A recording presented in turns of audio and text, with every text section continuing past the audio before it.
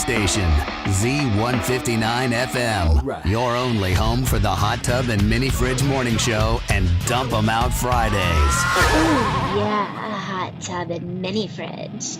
Keep me cold and hot.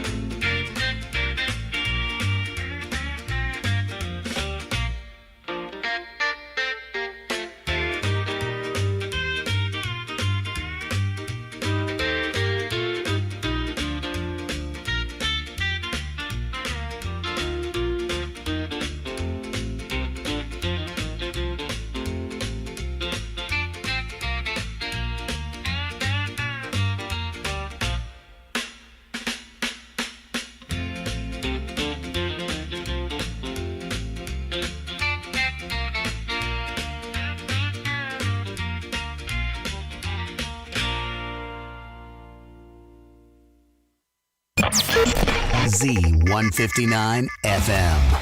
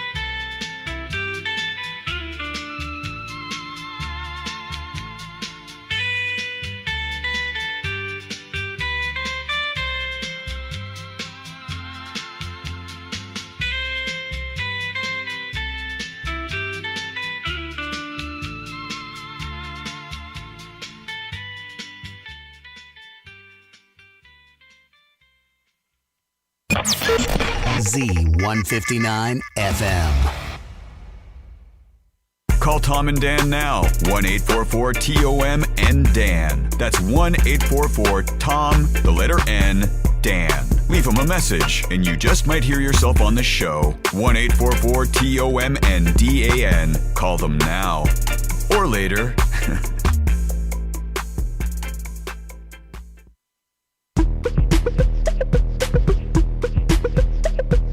Time for a bath, time for bath, time for a bath, and time for bath. Time for a bath, time for bath, time for a bath, and time for bath. I wish my refund hurry up so I can have a taxitude. Time for a bath, time for bath, time for a bath, and time for bath. I'ma be like, let me get 20 on pump 3. Time for a bath, time for bath, time for a bath, and time for bath. Matter of fact, make it 25, and yes, I would like to donate to the March of Dimes, so ring me up that Coke and candy bar 2 for $2.22 deal where $1 goes to March 2. Oh, and ring these Skittles up for my kid too. And when the cashier tells me to have a nice day, I'm gonna be like, no ma'am, you have a blessed day, sugar. Time for a bath, time for bath, time for a bath, and time for bath. Pull down my shades like Kim Kardashian, smile like Gabrielle Union. Time for a bath, time for bath, time for a bath, and time for bath. Flip my bundles like Nicki Minaj and queen out the door like Beyonce. Time for a bath, time for bath, time for a bath, and time for bath.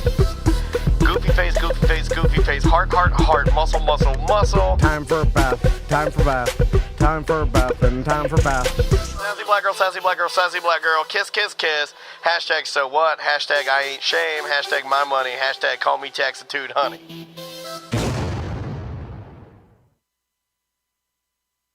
Live from the Injured on the Go Just Call Mo studio. It's a blast! It's Orlando's own Tom and Dan. Hello. This is your Mediocre Time with Tom and Dan program. We hope that you will find our presentation precise, joke heavy, and just right. Thanks.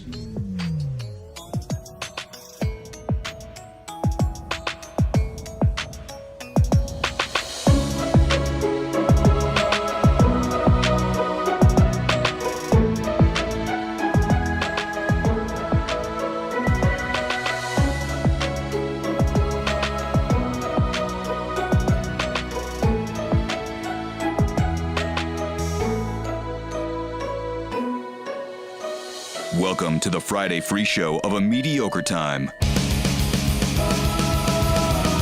Yeah, it is another A Mediocre Time with Tom and Dan. I'm Dan. I'm Tom.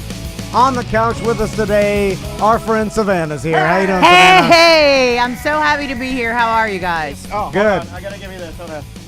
There you go. Oh, nice. Give you a blast. Savannah's about to go on a big trip to Yeah. Australia. We're going to Yes. talk to her about. Yes. What What? all new shows next week. What the hell is happening? I should have made different headphones for you. You're not gonna Oh, it's okay. I don't want you to have to do that the whole show. No, I don't have to do it the whole show because I can hear you guys. I'm doing it now because you're cousins. Oh, yeah. Gotcha. So now, before we start the show, we've talked to this gentleman a few times before. He's my brother-in-law, Jetson, and he's your brother-in-law. Sorry. Cousin, is brother-in-law. Crystal's brother. Yeah. It's all the and same. He is an Ironman. He's an ultra marathoner, and he's about to embark on the craziest journey I've ever even heard of. Well, Didn't even know it was possible. Well, Savannah said it's fucking stupid. He'd probably agree. I want to break the ice real quick. Don't be mad at me. So- No. Now, before we introduce him, I want to describe this race. It's called the Summit 200. It starts on Monday at 6 a.m. It's in Colorado, in Summit County, Colorado, right? Summit County. It's 200 miles. That's the race. Now, to give our audience a perspective of what 200 miles is, I was like, what's 200 miles from Orlando? Yeah. That's, if you started downtown Orlando, that's like running to like Brunswick, Georgia. Yeah, no. It's, it's a little bit into Georgia. Even Jacksonville. It's further than Jacksonville. You have to run into Georgia. So if you ran south, from Orlando to Fort Lauderdale, right? Okay. Or from Orlando to Tampa, then back. Yeah. It's 200 miles. Because I don't like Tampa that much. I got to run back to Orlando. Now, all this is at 9,000 feet elevation. Nope. This is the craziest part to me, and anybody who's hiked an elevation change, it's 40,000 feet of elevation change. So, and I think you're going that's up and down, but it in total after the 200 miles is 40,000 feet. It's insane. Anyway, on the line with us is Jetson. How you doing, Jetson? I'm good, guys. How you doing? Is it because we said you're fucking stupid? Was it the fucking stupid comment? It was, wasn't it? I'm sorry. You're not fucking stupid. It was all the comments Tom made. I didn't know 40,000 feet. That's You knew. He didn't even know. He just sprung a new one on him. Now, and by the way, I was supposed to be with Jetson on Monday or someday during. Why'd you flake on him? I didn't. It was my foot. Last year. What happened to your foot? Your foot looks fine. I'm looking at it right now. Your foot is fine, you pussy ass. Last year, Jetson's like, "Hey, I'm doing this 200." I'm like, "Can I pace you, please? Let me do it. Let me learn from you. No. I want to be an endurance athlete. I will not let my Ron Jeremy foot slow me down." And I'll let Jetson explain. But you need pacers because you start hallucinating and you don't know where you're at, so you need people to follow. And all of this you're doing on purpose, Jetson. I paid to do this. You need people to run with you to keep you from hallucinating? No, he's already hallucinating just to keep you, you don't run off into the woods and die. Can you freeze for a second? Can you freeze for 1 second? What? I'm going to put the camera on top. Turn to the camera and look and move closer to the camera as close as you can. I think you have a booger hanging out of your nose. Why would you do that to me? I saw it from way over here. I wasn't going to say anything. It's a ginormous mega booger hanging out of your nose. I got excited. I snorted a booger out. He's getting ready to run over. Let me learn from you. I have the best boogers in the business. Okay. All right. Hold on. Okay. We're off to a bad start. It's a funny start for sure. We're off to a funny start. I was going to pace Jetson with this race, and I was super excited to do it. I was like, I'm going to bring my sons, and we were going to bring a Winnebago. Oh, you are a dreamer, man. This guy dreams the hardest of anybody I know. And then I was going to bring, and then they get to see me pace. Jetson is just giggle laughing the whole time. Anyway, and then Jetson told me, he's like, the shortest pacer, like the shortest. I'm the shortest pacer. Like the shortest pace runner has to do 13 miles. And you can do that. And in trail, I'm like, I can do it or whatever. But then I figured out my foot stops working at like 10 miles. At 12 miles. And then I was like, I'll be tripping all over. Then Jetson will be rescuing me. Then there'll only be one set of footprints, and then it was Jesus carrying the whole rest of the way. And I'm like, I can't ruin his race. Anyway, so Jetson, let's talk about this. It starts at 6 a.m. on Monday. And by the way, you can track him on the Summit 200 website, which I'll be tracking because I always we will too. Andrea loves this kind of. My wife loves tracking people that we know in their races. It's a thing you can do now. So Jetson, first, how did you even train for this? Training for is, kind of like running or training for hundreds, kind of the same. Just maybe adding in a little bit more biking. My biggest week was probably 30 miles running during the week, and then the weekend you run another probably about 60, and then you ride another 60 during that week. So you kind of wake up and do kind of that long run on Friday, 5 to 6 hours. Then you bike maybe 3 hours, and then you kind of do another run about 2 hours after that. So that's kind of your peak. The chat room wants to know if you can run a race or a waste. Can you run a race where the prize is a new cell phone? I was going to do Zoom audio. I should have done Zoom audio. Maybe take that money back that you paid for this crazy-ass race and get a phone. And by the way, I forced Jetson to do this because Jetson, he's like, I don't want to talk about it. And I'm like, just do it. I do it for your brother. Do it for booger nose. And I'm like, and then he's like, your listeners don't care, and I'm like, oh, I care because these feats, I care about these it. challenges are. This is what turns you into a legend. 200 miles is insane. Okay, Jetson, how you have to sleep, right? Like how? Yes, that's the big question. I read on the website there's a 110-hour cutoff. So, like, as long as you can complete 200 miles before 110 miles, you get credit for finishing. But what time do you want to finish? Tell me about your sleep schedule and all that. I like to finish at the same time as my wife, but we've never been able to do it. That's a myth. So 85 hours is kind of what I'd like to do. That's including rest. So I've got a big, stupid spreadsheet with kind of times and mileage. This is why you'll never be a. He was. Did you see how he dismissed the part of his brain that was Andrea? Yeah. Keep sheets out of this. We're not talking sheets or math. We're talking running. Well, what the interesting part is, it is math and calories in and stuff because your body will shut down and you will. It doesn't matter. I think how. Like mentally much you want to keep going, you'll just fall over. You won't be able to move The anymore. worst death, too, is side of the road, diarrhea, tiny that shorts. was my question. Side of the road, diarrhea, tiny shorts, dead. My question is, do you wear a diaper? Like, do you got? Isn't that a thing? No, you just poop in the woods. Yeah, you're in the middle of nowhere. Yeah, you just poop in the woods. Savannah, there's only, I guess. But it's all liquid, right? Come on. Give me the real. Yes. Yeah, I can handle it. I can We'll handle see. it. Yeah, it's like you I'll literally keep you go down updated there, on pull that. your pants down, and you do a big old Coors Light, and you get back on the road. So Jetson, back to the schedule. Tell me how much food you're supposed to eat and how much sleep and all that. All right, so in my schedule, I got 30,000 calories, over 85 hours, 90 hours, and then I've got about 3 hours of sleep with a couple rests, 15, 20-minute rest built in. So maybe 4 hours of sleep. So the sleep, describe what the sleep stations, because I saw on the website, like, we provide 3 sleep stations. What is that? Where, like, how are you sleeping? Yeah, that's a tricky thing because you can lose time. So sleep stations are either campsites or things of that nature. They got cots, et cetera, et cetera. But, you might not be tired when you come in. And so if you come in and you're not tired, then you lay there and now you're losing time. So it's really let's just keep going forward. And when you're completely exhausted, lay down, trail nap, wherever that is. Take a power hour and then kind of get going again. Can you So lay you down just anywhere? lay down in the dirt? Yeah.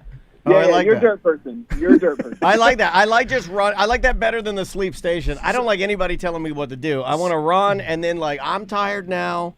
Or you could front load it. You should do all your sleeping in the beginning. Well, okay, you know why I like it the most is because, like, human beings, this is very unique to human beings because this is the way we used to hunt. Like, ancient humans used to, like, wound animals, then just run and tire them out. You track them, right? Yeah, and then after a while, because they can't sweat and they don't have the same endurance. And never let them see you sweat. Animals. They just fall down. They can't run anymore, and then the humans would kill them. That's how they used to hunt. So theoretically, all humans have the ability Some to do of them this. would get up on them and fuck them before they kill them. And those are the real bad ones. Anyway. The bad ones that get up there and like, before I Those eat are the you. Wyoming ultras. Before I eat you, I'm going to do something crazy. So Jetson, what do you eat? Let's talk about the food. Yeah, So what do you eat? to 30 make, yeah. So that's between aid stations. You're looking at your typical goos. We have these things called fun bars. They're just dense rice bars. They're adult Rice Krispie treats, I guess. And then when you get to the aid stations, what? Yeah, amazing. Andrea bought these they're like energy balls, and they're like, I think they're fucking disgusting. Well, they're for athletes. Yeah, they're for athletes. And Maisie, she'll dance for a whole 5-hour afternoon, and then She's an athlete. she'll just eat it like this. It's like a adult Rice Krispie treat, but don't let him say that. Oh, yeah, That's it's not insulting good. to Rice Krispie treats. It does not taste yeah. like a Rice Krispie treat. But I know what he's talking about. Yeah, it's just super calorically dense, right? So what makes you? 100%. And they're light. What makes you want to run 200 miles, sleep on the side of the road, and have diarrhea? Great Like, question. what's Great the question. payoff in What? this? What does it make you want to do that? The reporter from Gatorland has the floor. No. Yeah. See, You know, Good not- question. Good question. PTO in the mountains, man. You know, come on. No, I don't know. I've hit my goals with Ironman, and I've done some hundreds, and there's something about trying the 200 distance, and I talked to some people that I run with, and there's this I don't know, when you run and push your body to that kind of exhaustion, it like this inner peace, right? Like Hold on, you're going to do the same thing the mushroom people tell me. Where like, I've been to the edge and I shook hands with God, and he told me all the secrets. And I'm like, well, what are the secrets? You got to do it. You got to go shake hands with God, and he'll tell you the fucking secret. No, I'm not believing any of this. Done that too, right? But it's truly, the small things kind of disappear, right? Like things it's just a really amazing. So it gives you perspective is almost what it sounds like to me. Is that 100%. Yeah, okay. That I understand. That I get. So, Jetson, I know the last 100 you did, you told me that you didn't change your socks out like you should have on schedule. Yeah. And then Jelly Roll changes his socks every single day. Like I mean, like after like pardon, I mess that up 3 times a day. He's like breakfast socks, lunch socks, dinner socks. And the bottoms of your feet fell off. Basically, his feet fell apart. And so with this race, the skin just. How many sock changes? What are some of the dangers that you're going to face? And what are some of the fun patterns on your socks? You're running double. Yeah. It's crazy. I've got 3 pairs of shoes, and then I've got 10 pairs of socks. And then all my drop bags have lube and baby wipes and sunscreen. Did you say lube and baby wipes and sunscreen? Yeah, it's proven that if you whack it, you go faster out there. Never forget your lube. What's the lube If you for? love it, lube it. If you love it, lube it. You have to lube your genitals. You lube everything. You lube everything. Oh, really? Lube everything. Yeah, because the chafing, you're just... Hey, Jetson, what kind of... That's why you're not going to see Lizzo out there doing this, because this chafing would be out of control. So what mile pace are you shooting for again? So 85 hours, you're probably looking around like a 13-minute mile. And I know everyone's like, that's walking. Yeah, it basically is. So. No. Yeah, that's my walking jet. Fuck you. You dickhead. Yeah. I'm not going to let you talk to me like that. That's what I do on my weekend jogs, and I get back after bumping into the USA. After 4.5 miles, and I'm like, I really got it today. I'm a goddamn peak athlete in Castleberry. I tell my sons, I'm like 13-minute mile. Your old man just did it. I do 4 miles, 35 push-ups. I'm now a Macho Man Randy Savage. It's just, but you're also you're talking about elevation change at elevation. That's the thing that's nuts, crazy. man. I was just talking to TC, and I'll tell Savannah it's this. Crazy. I was sitting at a bar with you, Jet. You were eating a giant hamburger. It was like your 9th meal or something of the day. Do you remember this? And then I was drinking like a big IPA beer. It was like the first beer I'd had. And I was telling you about how the elevation and just 3 sips of a beer were knocking me on my ass. And he's sitting there just hammering a burger, crushing drinks. And then he just gets on his bike and he's like, well, I'll see you guys later. I'm going to go for a 150-mile ride. Bye. Listen, and this is the honesty of it for me, is Jet was part of the motivation why I started working out more, and then he got me to sign up for the sprint triathlon. Everybody heard about this shit. I hope you cry, little baby. I'm not gonna cry. Get it. But that's another big reason, right? Is you do it for those who can't or couldn't or whatever. I think it's a big driving reason why I do these things, at least. So I feel like low key the only reason you're doing this is because your name is Jetson. Like I feel like you've got to live up to your name, like you're some sort of Jetson, right? Yeah, there is that. Yeah. What if it's just that simple? What if it's just like, oh, Jetson, this is what I'm supposed to do? So, but right. Going back not to good enough for acting, so we run. I do mine for the troops and for those that have fallen in any position. But just the piddly amount of running that I got into in the past 2 years, don't dismiss it. No, but it gave me the perspective now to understand what kind of insane feat this is, and what it even would take like for me So you to put yourself in a very, very elite category. You are in now the category of people that actually give a fuck about this. Yeah, and it's a tight short category because Yeah. I've known you for a long time, but only recently have I seen you start to wear tight shorts. Yeah. Because he likes to show Well, his I got belly. older. Yeah. So man, I turned into an old man. No, God damn it. this guy baby oils his pubes and he picks them clean and he loves making people stare at his dick like Carrot Top does. Carrot Top does that too. Well, you knew me when I had long jinkos on. So goddamn early 2000s. This guy's wild. This guy's a wild man now. Anyway. Yeah, you were more of a juggalo then. So, Jetson, good luck. Yeah, we're going to be following you, man. I'm going to follow you. The race starts Monday morning, the Summit 200. Yeah. I mean, I don't know. Lube it up. Yeah, lube it up. Love it, lube it.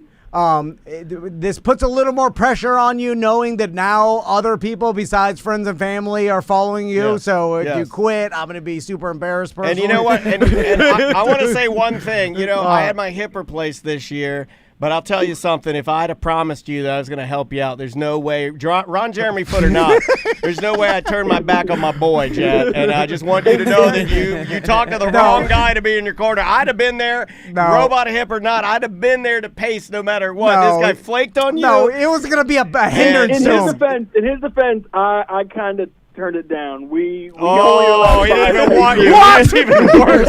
Oh my God! I'll be there Monday. That's the best. You fly in. If you don't put me in, I'm throwing pine cones at you as you go by. Do they even have pine cones? I don't know. He'll bring some. I don't know nothing You know about what? the wood. Just because, okay, this is how fucked up I am. Because Jet spurned your approach.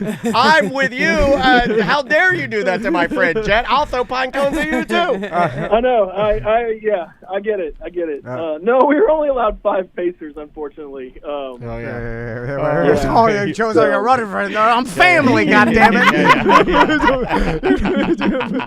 I think I faint. You drag me. You're rescuing me. Quick, put his face in some lube. Wake him up. Jetson, good luck. I'll We talk love to you, buddy. Okay, last question. How long will it take you to recover after this shit? Let's say you do finish, which, by the way, I think less than half of the people that even start finish this thing, right? Yeah, it's a high DNF rate, so I'm shooting for anything over 100 because that's what I've ran. So anything past that's a bonus, really. And then what will it take you days to recover? Like, what are we talking?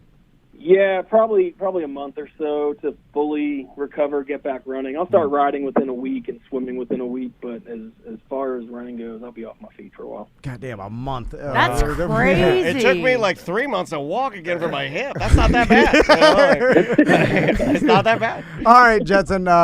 Good luck, and I'll talk to you after the race. See you, buddy. Thanks, guys. Love you. All right, man. Love you too. I know a lot of people. I cover the love around here, just so you know. He'll never say it. I'm the love man. No, we don't say Anybody that. says love you, I love you too. We don't say That's that so to you. crazy that someone would do that on purpose. Yeah. I like challenging yourself like that and just going to the next thing. Like I feel some sort of I get why he's doing it, and I'm like excited for it, and like. I'm like, man, I wish I could do that kind of thing, and that's kind of. But you do, like, you're a runner, right? you now, run. like, But so what do you think variations about of it? when you're doing it? Like, what do you like? I think of how miserable it is while it's happening. Like, That's this not what sucks. he thinks. You know what he thinks? He's like, look at how much better I am. Everybody else outside. Screw Daniel. Everybody's Look at my muscles. Look at me. Everybody wants to lick me up and down like a popsicle. No, it's just like he did send me. There's a Florida man 50K coming up in November. You gotta do and it. he's like, hey, look But at you this. gotta I'll dress run like a turkey. It's the gobble gobble 50. You gotta dress like a turkey. Anyway, I don't know. Why don't you do it? No, because I don't know what's wrong with my foot. What's wrong with your foot, and why do you guys keep calling it a Ron Jeremy foot? I get Because it gets a swelled, drop foot. and then Ron Jeremy's penis at the end of his career was still very ample, but he would have to squeeze the base of it in order to make it do what penises do. Why? To get it to stick up, because he just died. Are you squeezing your feet? He needs to. If he squozed his foot, it would jut some out. nerve. I don't know. Yeah, some he's got a nerve causes nerve my problem. foot to drop after after like 10 miles of running, and then I start tripping over. Yeah, because humans aren't supposed to be running more than 10 miles. No, yeah, they are. That's exactly That's how we problem. live, Savannah. That you know. You're talking about caveman times. I'm talking about today. Yeah. We're the same, the same exact animal we were 100,000 years ago. Fingers are made for scrolling now. No, that's a small amount of. We're the same. Do this. I bet you're really good at that. We're the same hunters we were 30,000 years ago. No, we're slackers. We would all starve to death nowadays. Yeah, because we got weak. The only thing I ever hunted was fat girls at T's and Q's. T's and Q's. Remember T's and Q's? Man, I'd hunt me some fat girls at T's and Q's. All right, okay. One of them stole my monster dog tag and my Citizen watch. I've been dying to tell you that. She probably.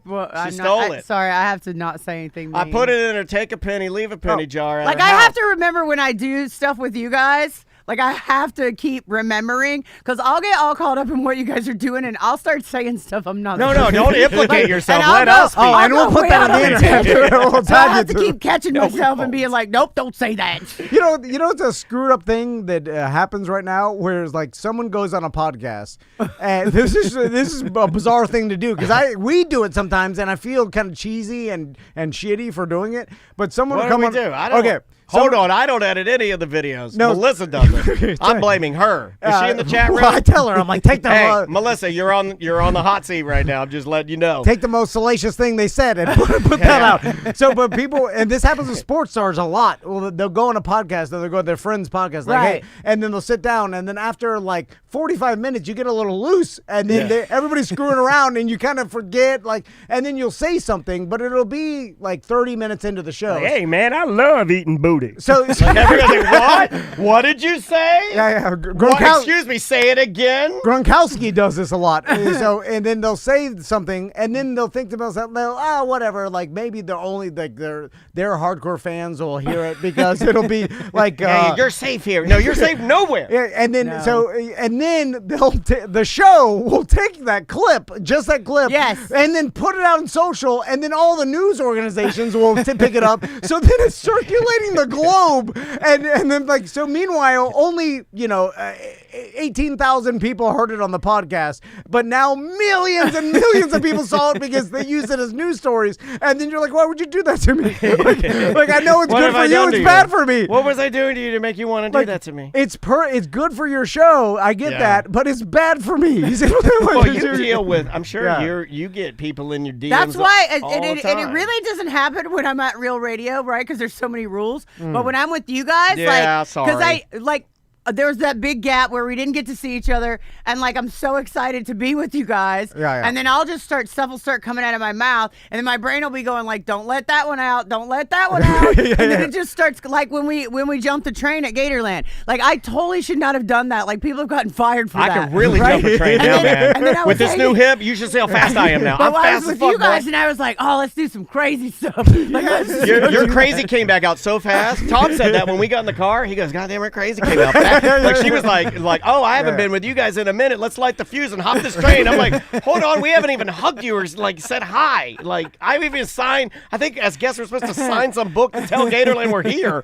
Meanwhile, I'm running at a train as fast as I can. With a messed up hip. Yeah. And then I fell. I'm good now. The whole thing was ridiculous. It was awesome. No, but if we didn't take the clip, like, say you said something that you probably normally wouldn't have said. Right. You're like, oh shit, I shouldn't have said that. But it's in the show. I feel like it's safe in the show. As soon as we take that clip and then make it a social media video, then put it out, tag you, and then all of a sudden that's where the damage is done. Right. Like, no one's going to take it from in the show, because the only people that are hearing the middle of our show are our listeners. They also don't know the rules or anything, right? Like, we were the ones implicating ourselves. Also, crazy. There's less rules nowadays. Like, no one cares about anything, right? I don't know where we are with rules anymore. Unless you're blatantly racist or something. Like, I feel like saying something, what's considered crazy? I don't even know. No, the chat room is reminding me of something that another radio listener had us cut out that I can't even talk about. It's so gross. Oh. And he told a story of something he did at the radio station, and he had us cut it out. Oh, God. I'm really getting better. Was it the time we did hurricane farts? No, that's funny, though. Do you not remember? I don't remember it. Tom gets mad at me because I dox people all the time. I'll just yell people's names, and I shouldn't do it. Yeah, and I'm trying to get better at doing it. I'm scared to say it, because don't use this in a clip. Don't use this in a clip. now you don't. Well, yeah. Remember was it the we shit in did the hurricane farts, What's right? hurricane farts? It was during a hurricane. We were broadcasting, and then we were talking about how we eat up all the food in the freezers because the power goes out. And then we all tried to do a contest to see who could rip the biggest fart. And when I tried, I strained too hard. Oh no! Okay, all right.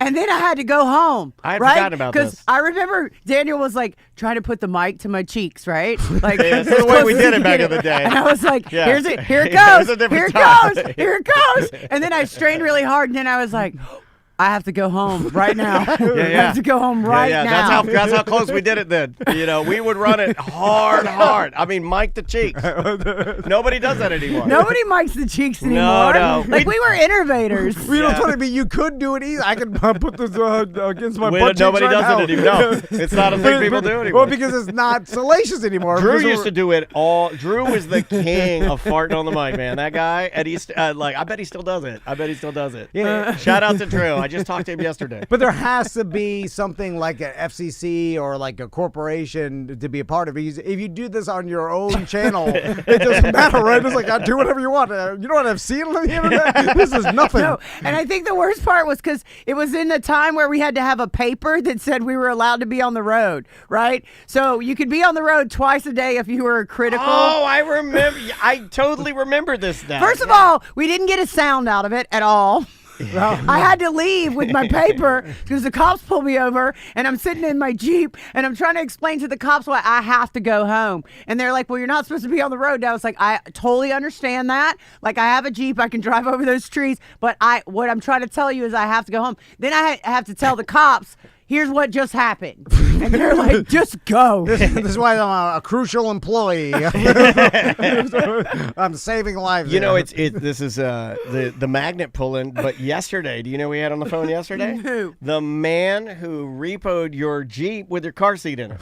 Well, how are you guys still talking to him?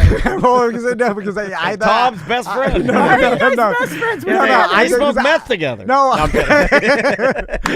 That's how Tom stays so skinny. That's why you can wear the tight shorts.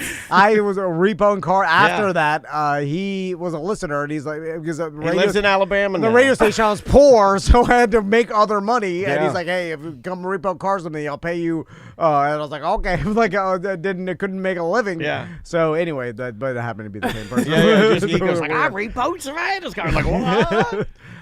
Anyway, all right, let's take a break. Yeah. And when we come back, Yes, sir. I want to talk to Savannah about her trip to Australia. Yeah, we have some emails and voicemails to get to. There are a couple of other things we wanted to mention. Oh, Hulk Hogan. Can I throw a name at you and you tell me if you're okay talking about this? Because I'm really just from an area of, like, I have a fleeting memory with this. Okay. Do you remember Rooster Red? Yes. Can you talk about that a little bit? I mean, I feel like we can. Yeah. Like, he passed away, I think. Yeah, I think he did too. But yeah. that guy was wild. That guy was nuts. But yeah, well, anyway, we got lots to talk about. And let me get into the music here because we got good stuff today for you guys.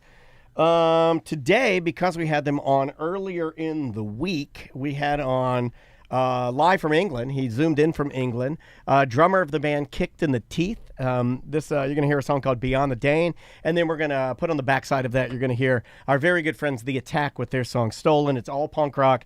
And just a little bit of their local music to kick off their brand new split LP that you can purchase very, very soon. We'll be right back with more of Mediocre Time right after this real British punk rock.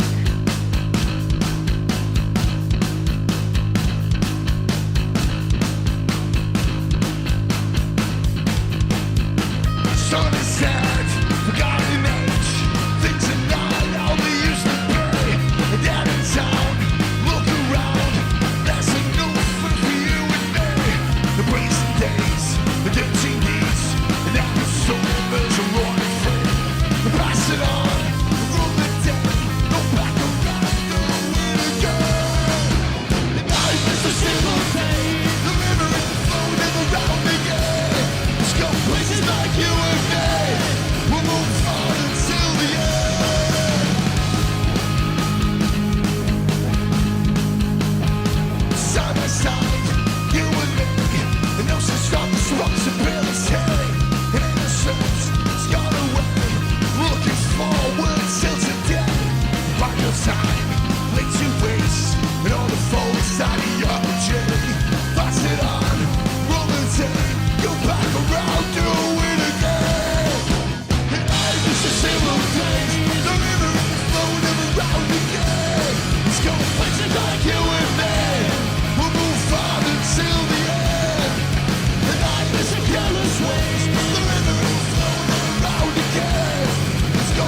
like you and me.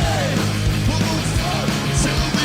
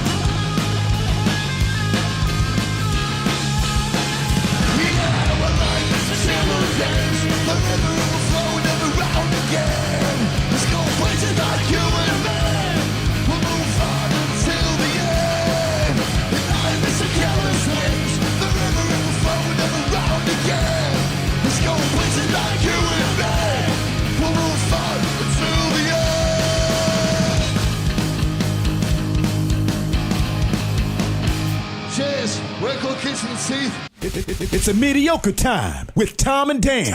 Put some respect on my name. Respect our name. I ain't gonna say it no more. You crack ass motherfuckers.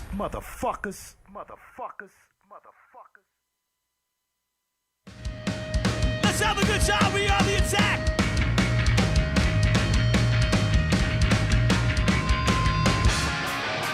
Still there.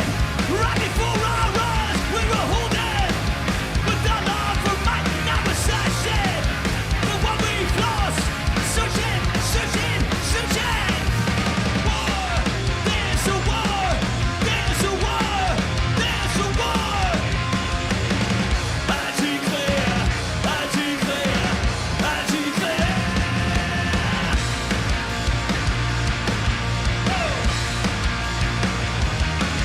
Are you gonna sing with me?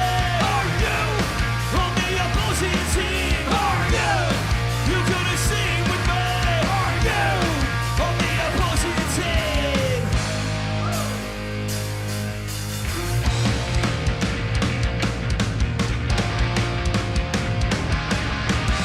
Still there, when we confront this threat, holding all in not fight back, searching for something to take back, searching, searching, searching.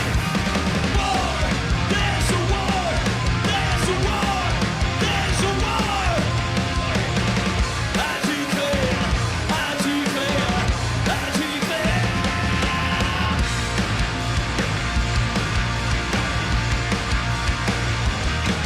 Are you gonna sing with me? Are you on the opposing team? Are you gonna sing with me? Are you on the opposing team? Rise up, it's been too long to be underground to where it belongs. Rise up, been too long to be underground to where it belongs. Yeah, yeah, yeah.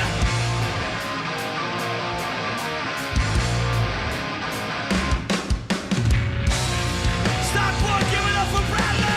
Here we go.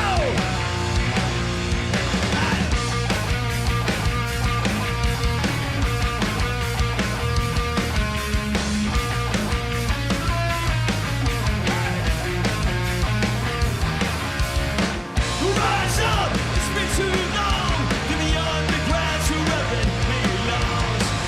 Rise up, been too long to be underground to where it belongs. Rise up, it's been too long to be underground to where it belongs. Rise up, been too long to be underground. Back underground.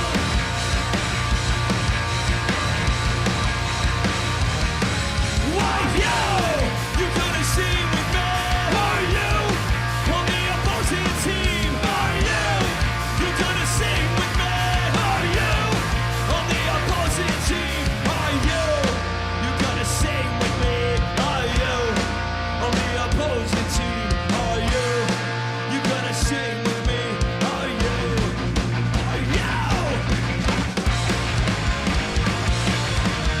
Stolen right before our eyes. There you go. That's the attack. Sorry, it's live, so it has like that weird ending where it just ends very, very staccato. Welcome back to A Mediocre Time with Tom and Dan. I am Dan. I'm Tom. We got Savannah here I'm with us Tom. hanging out. You could be Tom. So, Savannah, tell us about your Australia Oh my trip. gosh. So, what are you going out there for? So I'm going to Australia. Half of it's vacation, half of it's work. So it's Okay. kind of a joint effort Nice. there. I'm glad you're getting some time off, man. And so, I mean, mostly like I'm just so fast. Like there's a big croc they just found in Australia. There's video clips of it somewhere. No one knows if it's AI or not, but if it's real, and I think it's real based on the way it moves and what I see, it has to be over 20 feet long. Do you know how big that is? yeah, that's insane. I mean, that's double the size of, I think it's this Yes. studio's 10 by 10 or Like- that's a dinosaur at that point, 20 goddamn feet. Yeah, and so it's this Is it viral the video. Noosa Waters croc? It's a I don't know. I think it's like on. I can send it to you. I hope actually. it's obvious AI. It's like a cartoon. There's an eating Donald Trump. I hope it like, that's AI, yeah, it's like Savannah. talking like a cartoon. It's like, I'm going to give me some woodpecker stew. Okay, so I'll tell you this that I can't talk about anywhere because I don't want it. Also, I don't want it to affect you. So whoever edits this might have to pull it out. So my alligator videos do really good, right? Like I do a great job with social media, whatever. But because of alligator Alcatraz, the word alligator, like no matter how you put it out there, is either being suppressed or it lumps you into that whole political thing. Really? So all of a sudden, that's it, Daniel. Like Yeah, I got it. Alligator marketing took a hit from alligator Alligator marketing is taking a big hit right now. Look at I'm not happy about it. Look at this. I can't put it on the other screen right now. Look at that. Okay. Look at that guy. Oh, wow. Oh, my God. I think it's real just because that's a fishing company. And I guarantee you, if they're in the Northern Territory and they're a fishing company, they don't know S about AI. And they wouldn't make an AI video like that. Yeah. And something, AI is Holy still at the point where you can kind of tell. If you want to look for this yourself, Angler's Choice Fishing Safaris, just Google that. It'll pop right up. It's hard to even get Wow, man. perspective Wow. when that's far away, but when you see, you're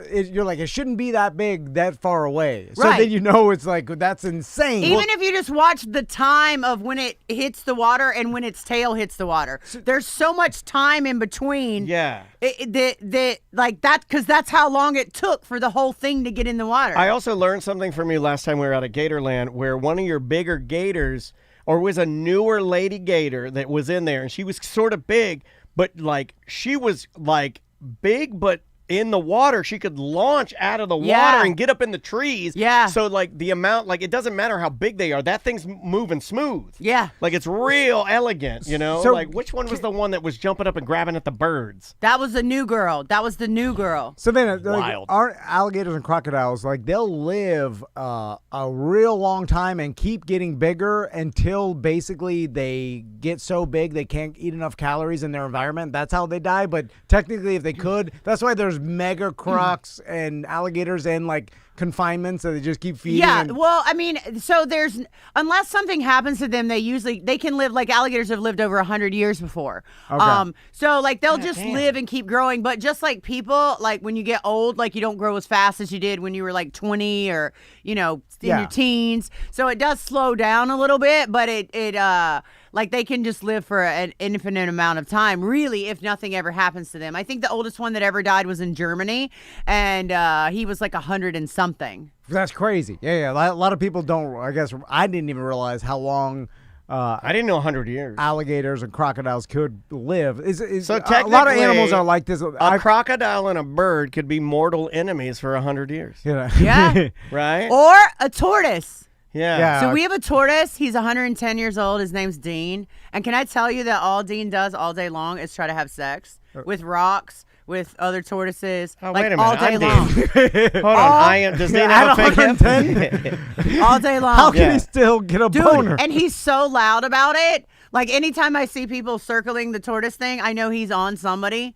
Like, and it's so loud. And like, Dean, what are you doing, here, buddy? I can play you a sound. Oh, maybe I can't. But there's a sound of it, and it sounds like when you're really getting at it.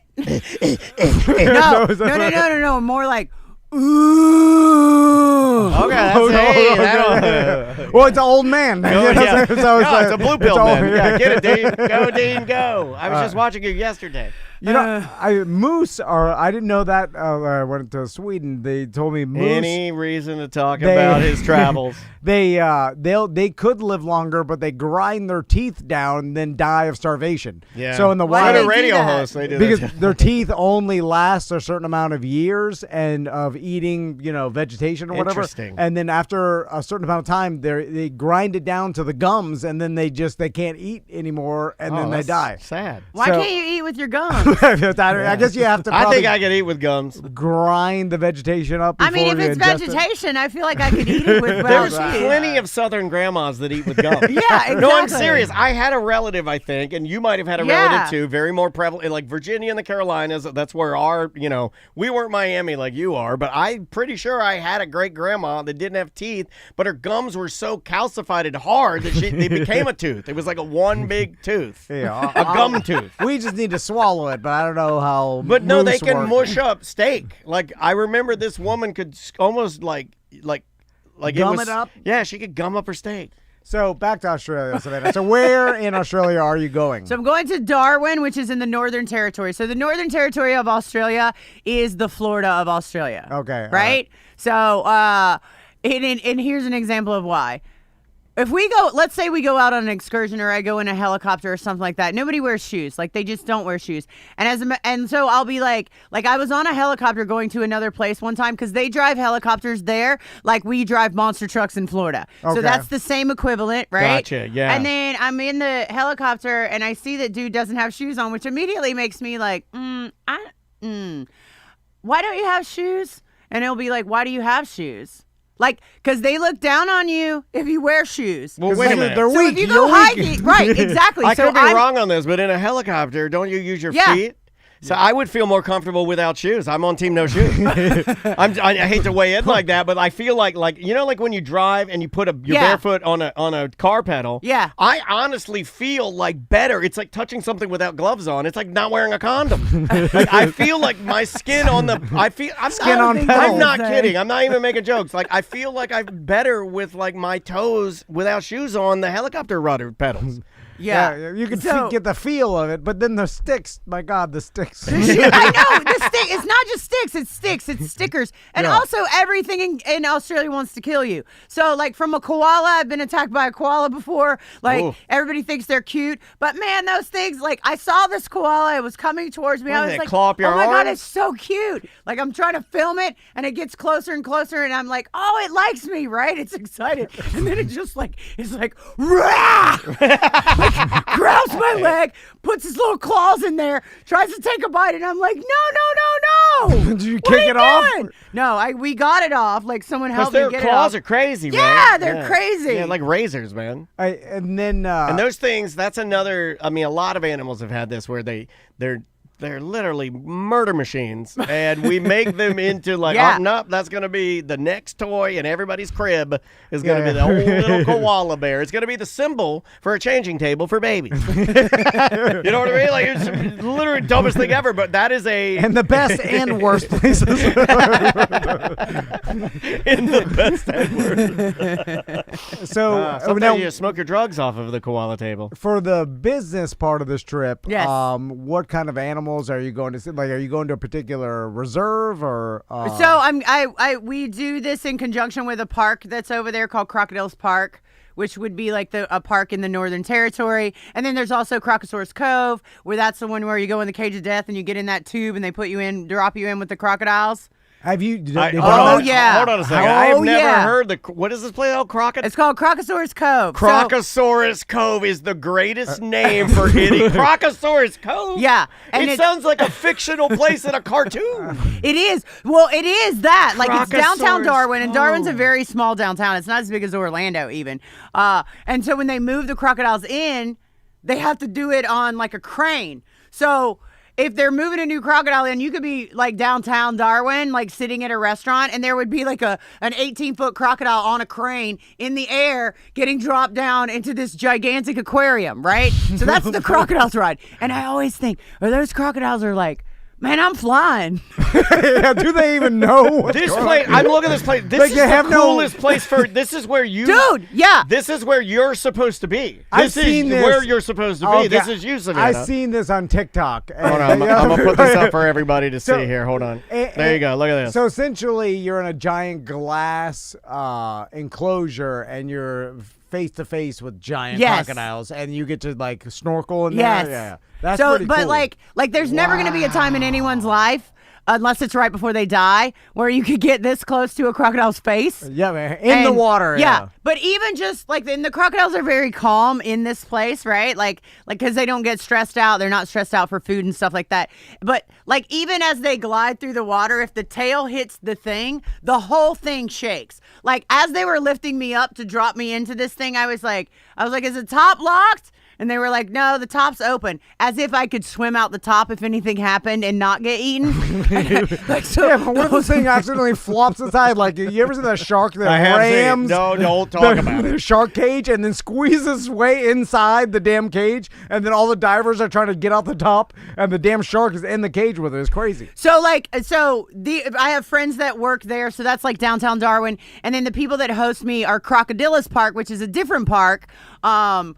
But you know, it's a small town, so like everybody's friends with everybody there, and I go there once a year for like a month, so it's really exciting.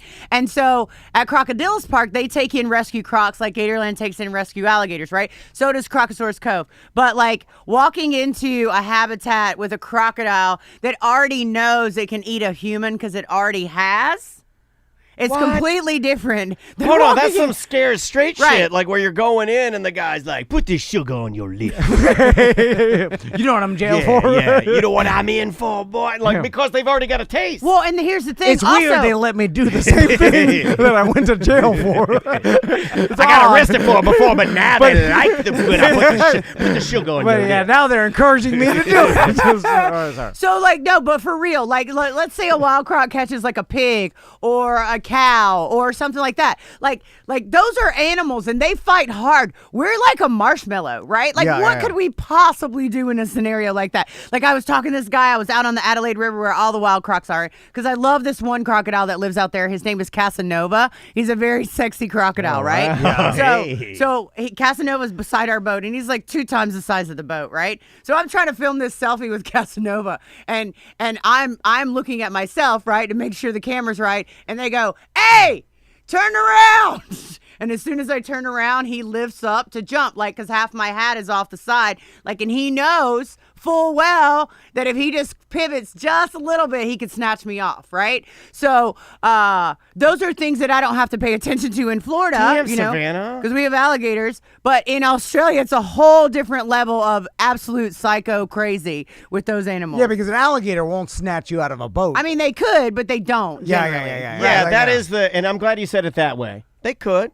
But they choose typically not to do that. It's not their behavior, the normal way. But crocodiles, you have always told me and Tom that crocs are like, that's it's not even. It's a whole another level. It's a whole different, because are they naturally just the aggression level that they have is just on a different level than an alligator? Yeah, and even in different areas of Australia. Like I've been to Cairns and I've been to the Daintree, which is like, it's like parallel to the top end. And I was never afraid in a boat there. I always thought like, I probably couldn't, but if I fell out of the boat or the boat sunk, I would be able to make it to the to the shore. In the Northern Territory, it's so much hotter and there's so much competition because there's so many big crocs there. You wouldn't be in the water for 2 seconds before they would snatch you under and eat you. Like there's no doubt. No, and when they look at you, like, you know, they're looking at you like, for a human to feel like they're being hunted is a whole different sort of sensory experience. No one's ever experienced this. Yeah. It's very few. But they're hunting, right? Yeah. They're always hunting, and everything is fair game. Can I ask you a question about the Crocosaurus Cove? Yeah. In the death cage, or cage of death as they call it, it appears to be like is it like a Lexan or fiberglass tube? So you can look through it perfectly clear like a window, and it's super thick like shark glass. And so can they. Yeah, and so do they they go crazy when they see you, or They are they don't. conditioned now to know that I know what this tube is? Oh, they're chill. I know they you're in get the fed tube. all the time. You know. Yeah, Like, they're chill now. They're fed all the time. But like their tail could just accidentally pop the thing, and the whole thing shakes because it's just so much power. Yeah. It's just incredible. That's a cool That's experience. way better than sharks. So- We both have done shark diving. Like with this though, that's See, I would never do shark diving. I think y'all are crazy for doing that. I would never go in a shark cage. No way. Yeah, everything you do is way everything you do daily. Nope. Everything you do All daily. this stuff- Back me up on this. Everything she does on the daily, way more dangerous than us diving with those sharks. Way more dangerous. Yeah. I would think so. But again, though, if you know what you're doing, then it's safe. You know, say like you Well, know that's the it. Yeah, behavior. what if you the know. cage drops to the bottom of the ocean? Oh, like drowning. just Oh, like no, mess up we were everything. just in like a we were just in Lunchable. a shallow area. We were on we were like we were doing a black tip Yeah. reef sharks. Okay. So we're not doing like out where they roaming ocean sharks like great whites or hammerheads and stuff. Although I do want to do there's a tiger shark one, right? There's a hammerhead dive in Bimini that that'd looks be super fun. awesome, where you go scuba dive and you watch the hammerhead migration, and then you're diving with like big 16-foot hammerheads. But the thing is that they're not going to eat a scuba diver.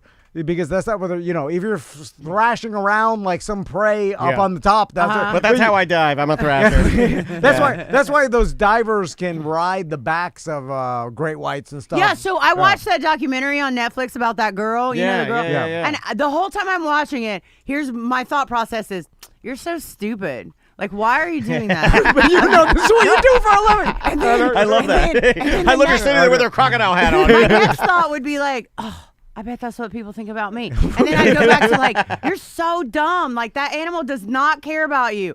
And then I'll be like, that's what people think about me. And then I'd go right back into like, why are you so stupid? Like, why are you doing that? I do the same thing with podcasters. I was like, no one cares what you think. I'm like, oh shit, That's me.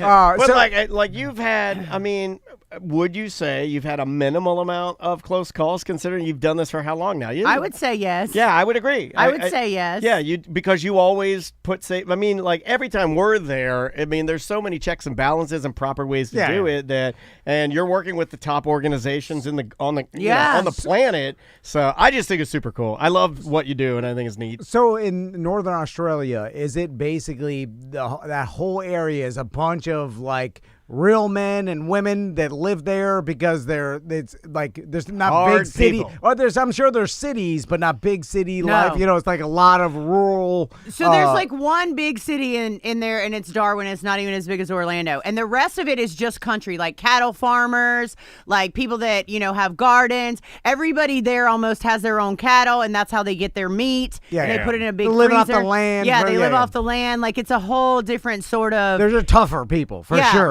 Like my friend they have a pit bull, and because everybody has a big dog there too.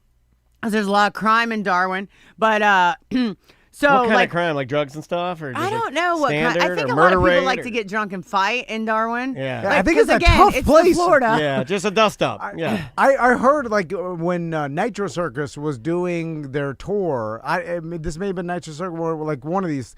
They were doing like in Northern Australia, and they're like, we had to put up fences because they're wild up there. And then I'm like, really? And then like They people are killed like, our merch guy. be careful of Northern Australia because everybody's tough as shit, and like everybody's a different. It's a let me different ask you guys breed of this. people. Was that what they were trying to depict in a very Americanized and loose Paul Hogan way in Crocodile Dundee? Remember I have a tooth from the Crocodile Dundee crocodile. Oh, no. Really? It used to live at Crocosaurus Cove, and it just recently passed away. But it was there when I was there when I did my thing. Remember the whole when they're doing character development in that movie. That's not a knife. There's a whole part about how him and all of his friends are just like, no, these are hard people, man. There was like a whole narrative of how like, no, this is you don't know what you're getting into. Yeah. I mean, if you live in an area, first of all, off the land and do your, like you're already hard, but then your area and the nature around you is dangerous, which has to make you double. I'm remembering something. I think that's the hardest my dad ever laughed is when Was it Paul Hogan grabs the trans man's pecker or the woman's pecker? I think I think it blew I literally blew my dad's house slippers off. Like, he's never laughed that hard in his life. My dad, Crocodile Dundee, that was my God. Did you see the remake they were gonna do with Danny McBride and all those guys, but it was just like a spoof? Yeah. That would be the greatest thing in the world. It made me mad because it would have worked. Yeah, it would have worked. Absolutely. He's got a tequila company now that Tom and I, we're going to tangent a little bit here. Danny McBride and Stevie from Stevie Janowski. Katie Powers. Eastbound and Down. You know they have Eastbound and Down. a tequila company now. I did not know that. Don Gatto or Don something tequila. Don Gatto. Yeah. Don Gatto. Why tequila. didn't they just open up the baked potato bar and get the fixings? Exactly. all of the commercials, though, this is why I'm telling you this. Even if you don't like the tequila, go and watch. The commercials are very long. Oh, they have luchadors in the commercials too. And Yeah, you've seen this, and they're long ass. They're like just skits, and you can watch the skit and laugh because the characters are back. But that's the thing. All alcohol is just marketing, and that's why, George Clooney realized this when he got it, and Casamigos and Crystal Skull and stuff because Dan Aykroyd. There's gigantic spirit houses that can make this, like make your tequila, whatever, and then it's just put your brand on it, and then it's like, all right, how do you get people to buy it? Partner with 2 comedians and have them just work on skits. How many people have hit you up about a Savannah brand X? How many people have Nobody. hit you? That's crazy. That's why I was trying to get Tom to be my business manager. He'll do it. You didn't ask me yet. I signed the paperwork right now. Well, I walked in the door and said, "Did you figure out a way for it?" Hold on. I'm his business manager, so my client here maybe will work with you. First order of business, we just got to get a bunch of money, all right, and then from people we know to invest, and then we'll take that money and fly the coop. We'll go to Australia. And then we'll be rich. Then we'll get more money and then pay the first people back some interest and be like, hey, here's the payments, but that's just from the new money we get. Yeah. We just won't keep doing that forever. Yes. And we'll live above our means. We'll all agree to live above our means. Here's a cool thing that's in Australia, in the Northern Territory only, right? There's a drink, and it's called Paul's Iced Coffee. And Paul's Iced Coffee comes in a carton, like you used to get your little milk at school, right? They only sell it in the Northern Territory. They will not sell it in anywhere else. They don't give a damn about marketing. And more people drink that drink in the Northern Territory than any other thing that goes, more than water even. Like Paul's Iced Coffee? We need to get some for the studio. It's not uncommon. Why doesn't Paul want to make money and sell it other places? I'm not about Paul money, don't man. care, because Paul's from the NT, and if you're from the, their slogan in the NT is "See you in the NT." So everywhere in Darwin, there are T-shirts that you can buy. I gave Angel one. Actually, he wore it today with a big, huge crock on it, and it just basically says the letters "C U in the NT," and everybody wears it all the time. So people are just walking around there like civilized people with that word on the front of their shirt. Okay, so they're all claiming it because it must mean that you are a tougher individual, right? Like, hey, we're tougher than the rest of the world up here in the Northern Territory. And they are. Yeah. They really are. Oh, what a funny, their slogan for drinking it. It's just a crocodile, and then it's got, here, I'll put it up so everybody can see it. And then it's got the coffee in the crocodile's mouth, and it says, knock off a local. And then, no offense to... Which means like he died by a croc. Right. Yeah, which is really, this is your drink, on brand. And absolutely on brand. No offense to Australians, but the whole stereotype of like being a convict. That was a derogatory term. Of convicts. No, surfing. I learned this from Tom Carroll from when I met him. You would call other Australian surfers, or if you were an American surfer, an Australian surfer in the lineup, you call him a Connie. Yeah. Okay. Yeah. So now if you're white trash, like in Florida. They call you a bogan. Like, are you a bogan? And so when people say that to me, I'm always like, absolutely. I learned that from Chris Lilly. Chris Lilly taught me that from he's an Australian comedian. He's like, oh, look at you fucking bogan. Do you guys know the N-word? Yeah, I know the N-word. I want Nana too. That was based on some truth, right? Like they used to actually a penal or like a convict colony. Yeah, actually, have convicts from Britain or I don't know who the hell owned them at one time. I think they came from England. England, and so they put the convicts there. So essentially, could it be possible that DNA over generations of time because you kind of, it was unnatural selection. It's like, hey, we're putting X amount of convicts here, which doesn't really mean that much, but maybe cause they migrated north and like their heritage and genes are from ancient convicts. Yeah, 1788, Britain began sending convicts to Australia to establish penal colonies. And over 80,000 convicts were transported to Australia between the 1700s and mid-1800s. These convicts helped build infrastructure and settlements in places like Sydney and Tasmania. It's often jokingly or sarcastically used by Brits or Americans, referencing that portion of history. It's like calling Canadians Canucks or Brits Limeys. Like you selected a certain individual, a certain pool of individuals to put them here, which you could argue that convicts, especially back then, were they tougher. Embrace it. Australians typically embrace it as a point of pride, showing that they came from tough stock and that they are tough people. Yeah. And then I think we nailed it. And then the toughest of them moved north. Tough. No, so it makes sense that. No, they think I'm soft. Well, like as much as I do, they think I'm soft always. Like what I was saying about the dog, like the dog's running in the backyard. You know how your dog might like catch a squirrel or something like that. Yeah. The dog runs up. His name is Zeus. He runs up and I'm like, what's this got in his mouth? It's like a water monitor this big. Let it caught. Huge lizard. Got it in its teeth. Lizard's going crazy. Like we're trying to save it from the dog's mouth, and the dog just killed it. Like those are the kind of dogs. things. Yeah, dogs are simple. And this is not even a big. They're like, we won't even film it for social media. Goddamn, it's pretty crazy. Yeah, you should wild, film that. man. Like, nah. And I'm like, oh my gosh, did you see that? And they're like, that happens all the time, mate. Yeah. He gets about 4 of those a day, mate. God, now I kind of want to go there to be It's around crazy. super tough people. So If you go to Australia, Leave you your should sons there for 2 weeks. like if I'm on the plane, especially once I get to the big plane, that the 14-hour flight. Yeah. Like when I'm on the big plane, they'll be like, "Oh wait, welcome to Qantas, blah blah blah. Where are you going?" And I'll be like, "Oh, I'm going to the Northern Territory," and they'll be like, "Why?" Yeah. Like the immediate change in their attitude. Yeah. It's like, why would you go there? Like, so Australia has so much to But offer. at least it makes sense why you're going there, right? Like, Yeah. I feel like if you were from Australia and then I asked you, whoa, what are you doing there? And you explain, like, I'm going to this place. And oh, okay, because that is literally the only reason you would go there. Right. And no one goes there. Like, people don't travel and vacation there. Like, it's not like that spot. But Tom will. He's taking his family. I feel it. I feel it. Look at his eyes. All I'm telling you is I want to see it. You can't swim anywhere in the Northern Territory. Oh, your boys will love it. So comparatively, let's do this. The state of Florida has 1.2 to 2 million alligators, right? The Northern Territory is probably triple the size of Florida. Okay. They only have about 150,000 to 200,000 crocodiles. In Florida, you can swim, kayak, boat, do whatever, everywhere.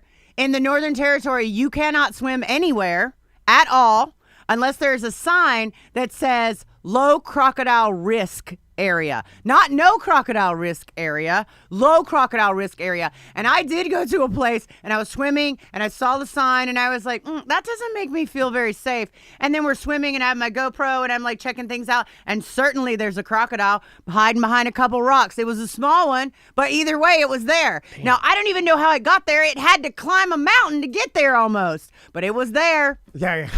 And actually, there are some small men that would climb mountains to get to you. I am one of them. No, and that's a different type of danger because people like to be like, that's crazy. You know, people from Florida like to go and then they're up north in Missouri or something. They're like, oh, we have alligators and all our lakes, and everybody's like, oh, I was telling the Swedes this, and they're like, oh, wow, that's I'm like, yeah, I'm tough. I come from the land of the alligators, knowing full well there's that not a day. there's damn near zero chance any alligators ever going to attack me, especially the times I'm swimming is like zero. And then, but you're in Northern Territory of Australia, and it's like, goddamn, now what's the chances? If you jumped in a random like body of water in the Northern Territory it's possible that you will get eaten. Like Or her. what would you say the percentage? Oh, he loves percentages. He loves percentages. I would say 75 to 85. No, depending. that much? Oh, yeah. We just start gambling on this. That's a lot. Well, it's just like the place where I saw the little croc, right? And it was so hard for me to even get to this place. So it was like this big waterfall. There's big tall walls that go up really high. And I had taken these kids, which it was a bad idea. But again, the kids there know so much more about the wildlife there. Okay. The kids are like, don't go in there. All right. Well, that is why you and Tom have always gotten along. Like, you're like, I took these kids and it was a bad idea. Like, that's very Tom does that. Tom loves taking kids on bad idea trips. So, like, I have these kids with me, right? And they're wild kids. They're feral kids. They're all the kids in Australia are feral kids in the Northern Territory. So I take them with me because they have knives and stuff like that, and I can't pack a knife and take it over there. So we go down this thing, and this is where I saw the crocodile, and they're like, hey, do you mind if we climb up the side of that waterfall and jump off? And I was like, I don't know, what would your parents say? And they were like, well, they'd probably say no. And I was like, well, did you do it before? And they were like, yeah, we've done it tons of times. And I was like, okay, I don't care, whatever. So I'm watching once again, I like that. you went with Tom logic on this. Not my kid. Yeah. I also like that you vetted them. You're like, well, have you done it before? They're like, yes, we have many times. You're like, okay, well, it's fair game then. Who am I to tell a kid that's tougher than I am that he can't The kid has a knife. The kid has a knife. What do you think about it? He had me at knife point. They climb this wall, and they're way up at the top. And after I see how high they're going to climb, because I think they're going to stop at this one point, but they don't. They keep on going, and I'm like, oh, damn. I hope they don't get killed up there, right? Like, that's what Tom would say. Then the park rangers come down, and they're watching the kids jump off, but they can't get in the water. They don't have swim clothes on. And they're like, do you know who those kids are? And I was like, no. And they were like, is anybody down here with them? I was like, I don't think so. I think they're unattended. then the kids come over, and they're like, Savannah! And I just grab my stuff and start walking in the other That's what direction. Tom would do. You abandoned them? Yeah. And then they're like, Savannah, did you get a video of that? And I just keep walking like I don't even act. So then the kids come That's running what you got to do. You got to do what you do in the moment. But before they get to me, the Rangers are like, you're not allowed to do that. And they're like, oh, we're sorry. And there's like, don't ever do that again. And they're like, oh, we're sorry. And they're like, who's here with you? And they're like, that lady. But by this time, I'm halfway up the stairs to get out of there. And they're like, they're not going to run and catch me. I'm just like, come on, let's go. How uncomfortable would that have been for you? Oh yeah. Although I would like, there's park rangers around here. I would be confused. Like, is there more infrastructure and park rangers in like Australia, or is it very similar to like when we go to a park? I think there's more park rangers there just because of the danger factor, and it's not just the crocodiles you have to watch out for. There's like spiders there that can kill you. There's snakes there that can kill you. There's so many things there that you could get hurt or get killed or something like that. Like we went on a rope swing and we were splashing in the rope swing, and then like I'm having a little picnic and a gigantic lizard comes out of the bushes and like just comes up to the blanket where I'm eating and like just starts eating the food, and I can't do anything. Like it's gonna bite me if I try to make it move away. And so then the kids are out there, and then the lizard goes in the water and it's like going towards the children, and I'm like, y'all get out of the water. Yes, they calm in those situations. Hey guys, it might be a good idea. Time to come in. It's hard for me to recalibrate the way I do things, so I would. We know. If I went there, I would constantly be thinking I'm being too cautious. Like, come on, don't be a pussy. No. There's no snake. And that's how you die. Because then I'm like, there's no snake. I'll just walk through these woods. Like that's what I do in Florida. Because like, there's nothing here. Yeah. People are like, oh, be careful. You do make a lot of assumptions, right? They're everywhere. Yeah. Then that's how you get bit, and you're like, oh God, this thing's gonna kill you in 3 minutes. Oh, like, be thrashing you good. So this one time we were So we were in a boat. It was a small boat, and everybody there is like, teenage, maybe 20 years old, right? But again, they have a wealth of experience that I don't have, right? So no matter what your age is, like if you grow up there, you know more about the territory. So we pull up because I see this crocodile behind a tree line, and I can't tell how big it is. And I'm like, pull up closer, so I can get this photo, right? So now I'm on the front of the boat, and we pull up to this mud bank, and the croc bust through the tree line and was like 10 times as big as I thought it was, right? So it busts through the tree line. I don't even have time to film it or take a picture of it, because when it busts through, it hits the mud bank, and when it hits the mud bank, it shakes the boat. Then it goes under the boat, knocks me down. So I fell down in the boat, thank God, or I wouldn't be here right now. And then I turn to the back, and I see the croc, and it's huge. Like when I say huge, like I'm talking 17, 18 feet, right? Damn. And as I get up, I put my hands on the rails of the boat to get up, and as soon as my eyes like crack the line of vision, he's sitting right there. Right? Because he knows he knocked me down. He saw me fall. Like, and if you're a crocodile and you see something fall, that's an easy thing to grab, right? So he lunged in because we startled him, right? But then once he like got his facilities about him, was like, oh, that thing up there just fell. I bet I could take it out. And it was just right at the front of the boat. Just waiting to kill you. Yep. That's a weird feeling. I've never. Yep. Yeah, never. That's the difference, right? Most people in their life will never encounter something that's hunting them or waiting to kill them. Well, you can see it. Like when you brought us over you pretend around, it is, like the front where isn't there a crocodile in the front pond? Yeah, like a big ass Lyle. one. And he's super nice. But you could just see the difference. Yeah. In an alligator and a crocodile. And if you go to Gatorland, and you should, like you see them side by side, and you'll see the difference, and you'll be like, oh yeah. I absolutely understand what she's talking about now. They even move differently, you know, Yeah, they and do. they're a little more like they're just edgier, right? Yeah. Like So now, is that where you're gonna stay for your vacation, bro? Where's that was the vacation. When's the vacation start? I mean, so the vacation is just that. Like the vacation You love is. it. Like, so I'm going to go to a place called Ramangini, which is an Aboriginal community or an indigenous community. I don't know what the proper terminology is. So if that's not the proper way to say that, I apologize to anyone listening. Our listeners so are I'm- there. You know what our listeners are saying right now? They're like, that's where they got them long titties. They're so dumb. They They're want the so Redskins dumb. back. Yeah, they do. They voted for it. They're like, bring back the long titty Redskins. Sorry. You just told us. Clip that out and make it seem like Savannah said. Can you animate her mouth? No, but for real, like, so, so I'm going to stay with this community. So like all the kids there when they're born, like they have a token. So this is not a token, but a totem. So this totem is from a little girl and she drew this and they made it into jewelry and they sell it like at the art fair. But her totem is a crocodile, which means her spirit from where she was born is a crocodile. So she's not allowed to like eat crocodile or, you know, her purpose in life has to be alongside crocodiles. To protect. And now she's like she goes to the different crocodile parks and she works there. Really cute kid. Oh, wow. So I did like a talk at like a school for indigenous girls.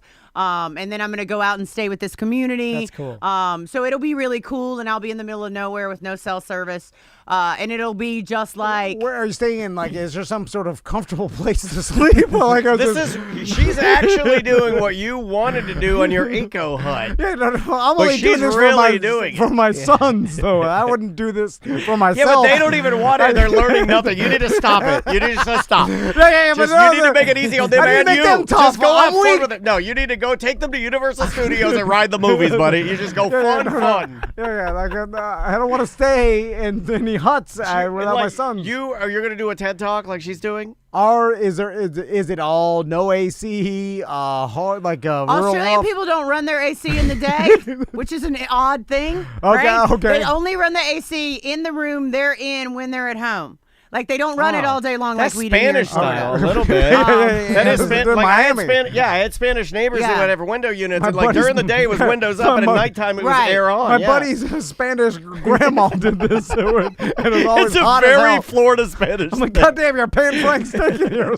and then, if it was like a special occasion, like your birthday, you would get to shut the windows early and start the air early. Exactly. But that's why we're weak. So we can't go anywhere. It is. It is why we're weak. But like so people always ask me when I'm at Gatorland, like, why do you wear so many clothes? Like I wear long sleeves, I wear like a neck thing, like I wear long pants. And because without me even having to think about it, it's conditioning my body to put up with more heat. It's conditioning my body to be able to do, you know, physically difficult things with the heating. Because sometimes, like most places you go, when you're looking for crocodiles, you look at night.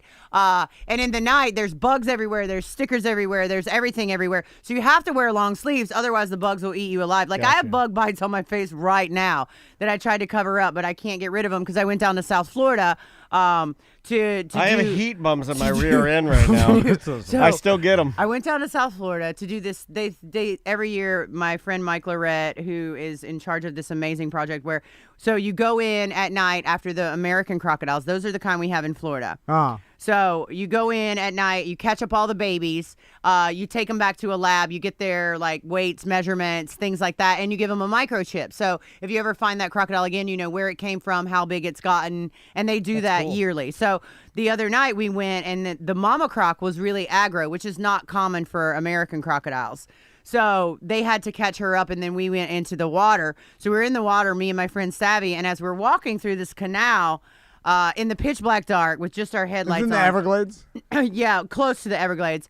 As we're walking, I was like, Savvy, we didn't even think that there might be another crocodile in this water. And I'm up to my chest, so she's almost over her head. And this is at night. In the night. Okay. In the night. And I was like, it's pretty audacious of us to think there was only one crocodile in here.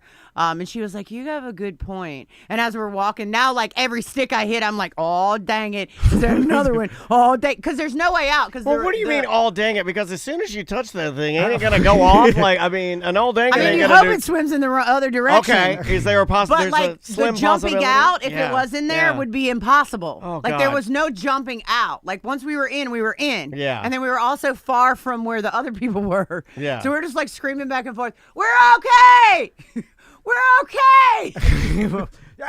Albeit rare. Kind of it's kind of triggering me a little bit. Just like that that Florida Man show they did about that. Like the guy was like, smoking crack all day or whatever. They started swimming at night in like some alligator infested waters, and alligator twisted his arm off. Oh, I remember that. It's like swimming at night. I know my right. Yeah, swimming at night in alligator infested waters. You probably will get attacked. It's not a smart thing to do. Because you're attracting a bunch of alligators. Yeah. Like, oh, there's food over here. Yeah, there's something over there. In the wild. Let's go see what it is. Yeah. You're mimicking. And is that what they do? Their behavior, like when they hear something, or mimicking sense? a wounded, a mammal of some sort, or like, and they'll be attracted. How good is their smell? Huh? How good is their smell brain is the biggest. Like their smell brain is their so strongest they could smell sense. you and Sabi out there? Absolutely. So like I think the big mistake that happens in Florida all the time is because American crocodiles can go into salt water, sometimes people in Florida will call our crocodiles saltwater crocodiles. They are not saltwater crocodiles. Yeah. They're Crocodylus acutus, which is an American crocodile, which is a very shy species of crocodile. There's been no attacks on humans in the United States ever, except for once. It was a drunk man swimming in the canal, bothering, everything that doing everything wrong. Doing everything wrong. So and that was just like a fluke accident, I think. So our crocodiles did it kill are not. him? Huh? Did it get him? Or did it just twist his arm I think off? it just twisted his arm or something. Okay. But there aren't attacks from our crocodiles here in Florida, so everyone can be safe with that. Just be smart and don't do stupid stuff. Also, don't have your dogs down near the water's edge because that's crazy. Yeah. Just stop doing that. Something recently just happened where a lady got her arm or her hand bit because walking her dog near. I remember that happened when I was a kid in the Everglades too, by a bunch of people walking their dogs. The one that was amazing to me, and I don't know how I'd feel about it, was there was a case where a lady was walking her dog down by the edge. And the gator grabbed her dog, and then she went to retrieve her dog. The gator got her, twisted her arm off. The dog lived. Yeah. So now you don't have an arm, so you can't walk your dog. You have to walk it with the hand you don't like. Are you talking about that old lady? Well, she just got her arm twisted off, but the dog lived. Well, see, here's the thing. Alligators in Florida don't see humans as prey items. Like, we're too big. Yeah. Now, unless you're a little human, right? That's me. No, but like a dog could be a raccoon, could be a squirrel, could be anything that size. Tom that calls looks me like a human squirrel. So he calls me. He's like, you're a human-shaped squirrel. Yeah. Or a chipmunk. You're fishing for alligators at that point when you're walking your dog. You know what he said? You know what he said the other day? day? And I'm gonna bring this up because it really did hurt, but it didn't hurt my feelings, but it made me laugh. He said I have the body shape of a carpenter bee. No, come on. Did you guys ever? Were you guys the body ones that shape used to of do a the carpenter flying bee. squirrel? No. We don't. That wasn't you guys. I've never been into peen or ball tricks. That's not me. I wasn't. I don't know how to That's describe Taco this. Bob. How do I even know what that is if it wasn't you That's guys? Taco Bob. That's Taco Bob. It's a popular radio thing. Is it really? Really? Yeah, I think that's it is more of a rock radio, but rock. That's more of a nothing but rock kind of a guy will do. That's Pat Lynch, taco all day. Yeah, but you have to be, comfortable with. I feel like well endowed, comfortable. You know, what I'm saying? Yeah. It's a different type of. I've never had that confidence that. I have one ball. Anyway, let's take a break. Really? Yeah, just that's the way it looks. Is it one big one or one small? It's one medium. We'll like a medium size, like a Mama Mangione meatball, like.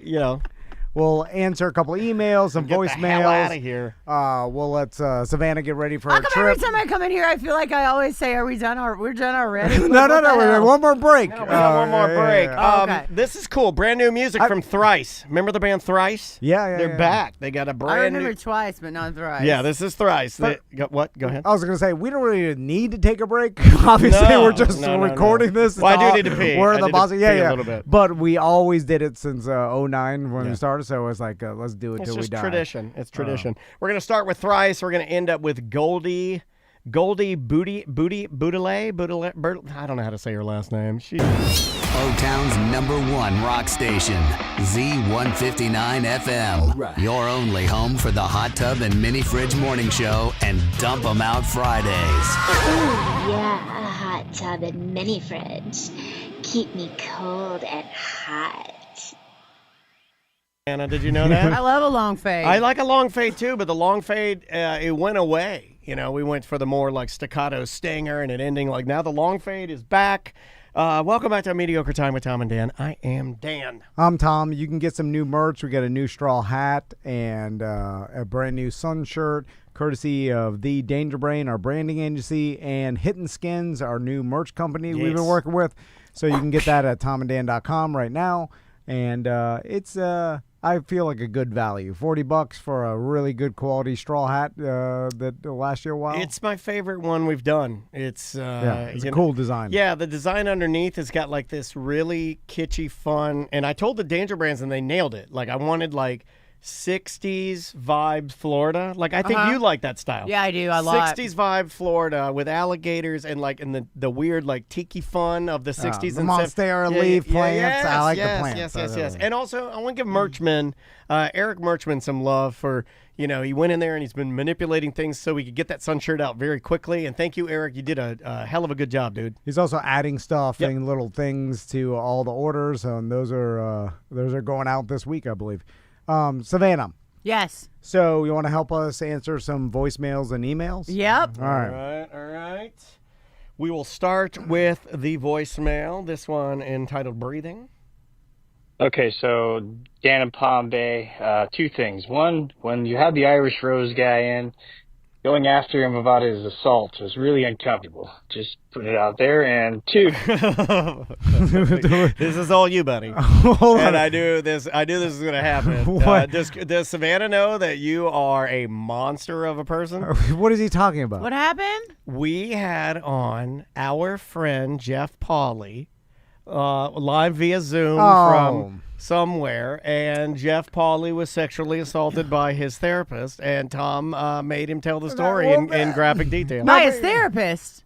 Yeah. So, What? first of all, imagine telling someone about this in the Northern Territory. They're really disrespectful. No, they would be like, "What the hell is a therapist, mate?"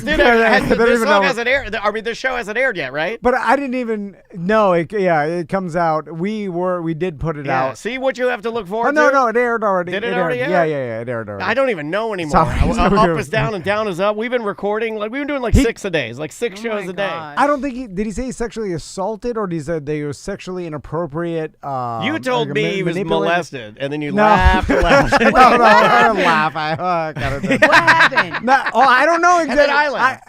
I brought it up because he didn't go into details, but I'm guessing it was almost like a fantasy. I have a therapist now, and my therapist is a cute woman, but the fantasy of the cute woman therapist saying oh, maybe we could extend our time a little bit across the street and get a cup of coffee, and then you go over there and you meet her, and then next thing you know, He started banging his therapist, but then essentially because that's completely unethical. Yeah. As a therapist, I think, and then because I guess I'd have to see how hot she is, though, really, to see how ethical I want to be. In I guess roles reversed, it then it's shouldn't be worse, but it seems worse. Oh, for a man, he's a monster. Yeah. But but if it's consensual, like it's not illegal, and then so sexual assault is illegal, but I don't think it was assault. It was like inappropriate. Well, it's bad for her profession. I think you have to end the relationship. Like if you even have feelings like that, I think you have to stop the relationship and be like,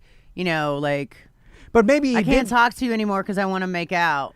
Right. That's a good line. It's like if you're a professor and then you're someone and there's a girl in your class. Young teacher. Oh no. The such. I mean, she's of age. She's but still inappropriate because a professor-student relationship. But anyway. I know.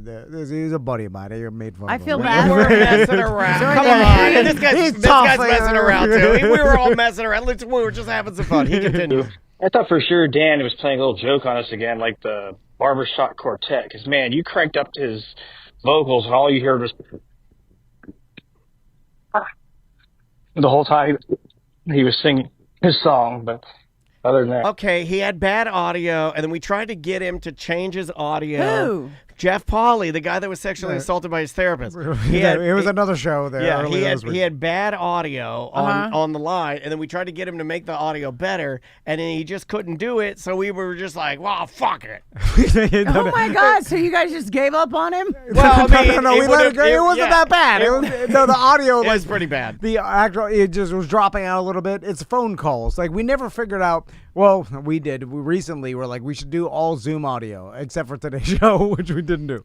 Right, and then Jetson had bad audio. Is it when we do regular cell phone stuff, it just doesn't sound as good, and they just can't, so it's got to be digital Zoom audio. Yeah, we got to do Zoom audio from now on. Got to do it. All right, let's try this one, and then I'll switch over to emails. Tom, if you're not afraid of ghosts, which I really think you're not, why don't you just start going to these haunted locations? And since they don't scare you, you could go everywhere. You go to the haunted hospital, and other people are too afraid to go in the morgue. Not Tom Van. He'll go down the morgue. You're not afraid of ghosts. You bring a rusty revolver in your butt ass, and then in case you run into some aggressive homeless or whatever. But, start your own YouTube channel. Go to the most haunted places ever. Go to Casadega and sit in the throne and chant, with a Ouija board in your lap or whatever. Do it all, man, because you're not afraid. And is he mocking you? I can't tell if he's mocking you. A couple things. Yeah. First, haunted places are boring, and the only thing that makes them interesting to anybody is the fact that they're haunted or they think they are. It's the humans that are there making it interesting. The place as it You got to download the Ghost app, though. There's an app that you can download, and what it does is it transfers the sound into what the people are saying. Like, it picks up those... what are they called, Daniel? EMP. Yes, it picks up those. It picks up the and EMP. it tells you what they're saying. Yeah. I am not downloading the Ghost app. I am. I'm goddamn definitely download the Ghost app. I didn't know there was. You can find ghosts everywhere with that thing. Yeah, me and Maisie will go ghost it's in the app. It takes whatever wind blowing. Yeah. It's like and if you subscribe for $6 a month, I guarantee you there's good ghosts in there. So I have no interest in going to places that are haunted because they're boring and you're boring. They're not interesting at all. But you don't find anything interesting at all. Yeah, I do. Like things that are interesting. Like gambling. You said gambling's interesting, but to 99% of the people, it's not interesting. An abandoned hospital. But interesting is subjective. Well, that's the only thing interesting about the abandoned hospital is the ghost. That's why people go there. If I don't believe in him, why would I go there? Do you believe in me? Like, yes. and by the way, I'm not afraid of bums either. Like, I want to arm myself. I'm more afraid of bums than ghosts. Well, just go there. You should be. Because the bums now are aggressive. The ones we have now, every bum I see now is walking the line, and what I mean by that is not Johnny Cash. They walk in between traffic, and it's the new thing. They're all in between traffic now. Because they got the fent folds. Yeah, very scary. I will go anywhere and sleep there for $10,000. So if anybody, anywhere, yeah, anywhere, anywhere. I mean, I'd probably sleep anywhere for $10,000. 24 hours, I'll be there. I'll stand there. I'll be there in the old abandoned psych ward in the middle of the woods. I'll just sit there waiting. I was like, on my scrolling. Just go to sleep. No, you can't have your phone. Can't have your phone. Well, you got to be real bored. You got to be. 15,000, 10,000 with my phone. But I'm just sitting there bored, and then I wake up and I'm like, all right. Were you scared that some demon was this? Come on. I'm scared of demons. I think a lot of those. I'm more scared Didn't of you get demons possessed by a demon one time? Yeah. She got possessed by a demon one time. Oh, don't tell me. Some of my favorite stories are though. Yeah, like, you know what? You can't mess around with the demons. That's There's the thing. two stories that you have that are two of my favorites. Well, there's all your stories are No. great, but the two of my favorites are you possessed by a demon and when your friend farted out an onion skin in the toilet in the tub. Bathtub. Yeah, in the bathtub. She had a friend that farted out an onion skin in a bathtub. They were taking a bathtub together. That's why I put an onion next to it. No, but I put it there because of that story. Smells like that yeah, fart. I thought about that story. Man, any woman that'll fart an onion skin out of her butt in a tub, that's a woman for me. That was when I was a little girl. All right. This one, this is. It wasn't like a grown-up. No, it wasn't. This was like two grown-up women. That would have been super gross. Yeah. This is from Clay. He says, Dan and Tom and Savannah. Or he said special guest, but I'm just like, put your name in there. I'm curious if some people are better at dating when away from home. Did you know people that pulled off long-distance relationships before? Ever known someone that claimed to have a girlfriend that lived in a foreign land? The old, I have a girlfriend that lives in Canada at the moment? Yeah. Oh, yeah. Logic Man Andy, my buddy, had an Australian girlfriend. Yeah. I met her. Didn't I meet her? Was with her for like years. And she's hot. And they would travel together and stuff, but she lived in Australia. He lived in California. Yeah. And and that...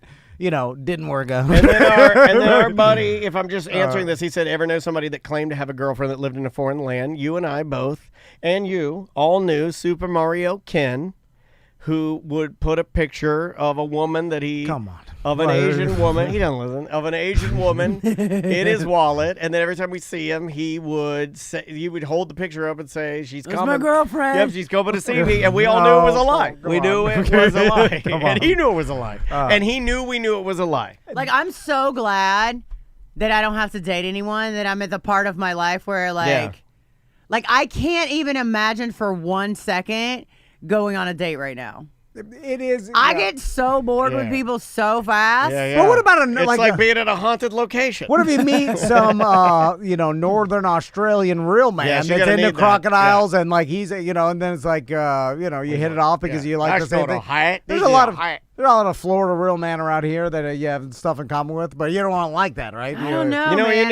You need a slightly balding, overweight, late 40s video game man. I don't know who that is. Well, just look around. They're all around you. Or do you want like a weak guy you could boss around? Yeah, you want to stomp his balls. That'll get on my nerves so fast. Pick up my crocodile shit, you piece of shit. Like a super sensitive, artistic type. Remember that comedian that I went out with one time? I like that guy. We won't say his name. Yeah, I like that guy. We were driving in my Jeep and I didn't have the top off and I was taken to his comedy show and I think he was like wanted to date and we're driving and he's like, hey, do you mind if we pull your car over and put the top up? And I was like, why? And he was like, well, because it's messing my hair up. And I was like, I think you have to get out of my car. I think you have to leave now. It blows my hair. I spent some time combing it. I'm really glad you gave me the talk. My hair, you're not worried about your hair. You should be proud of me. No doxing going on here. And you know how hard it is to keep names inside my tiny little head? But yeah, I do remember And didn't that person get married to someone else we knew or something weird like that too? Maybe you might be right. Yeah. So weird. I think you might be right. Yeah. Oh, man, she's really digging today, man. Going into nuggets of knowledge that I haven't accessed in a very long time. Let me get another email. I'm not trying to, though. No, you're good. I like it. It's trash anyway. This is from Travis. He says, I think I officially hit the dumb old man status yesterday. I was listening to a YouTube music rotation station on my way home, and a band popped up. The Devil Inside. I heard 2 songs, upbeat. Thought they were pretty good. Told my wife when I got home about them and let her listen. She was on board too. Then I started a slower song, noticed a weird voice vibrato thing going on, and did more research on them. It's AI. It's all AI, all fake. Crazy to think that what this stuff is going to do to the music industry in the future when it gets this good enough. Why pay real people when a computer can crank out the newest, hottest single? Old Man at 40, BDM Travis in Georgia.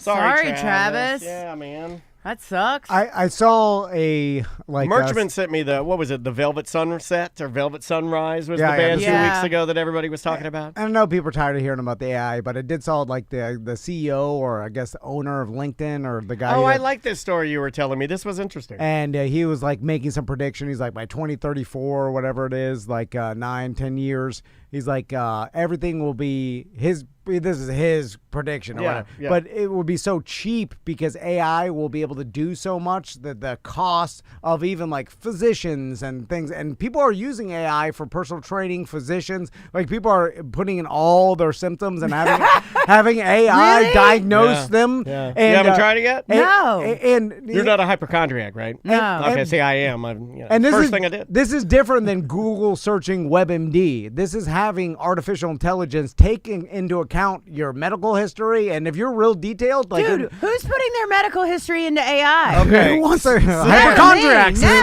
Savannah, did you know that and you can get in very, very, very high 90 percentile. You can go into, let's say, your Advent Health or Orlando Health, download the document because it allows you to download your own documents.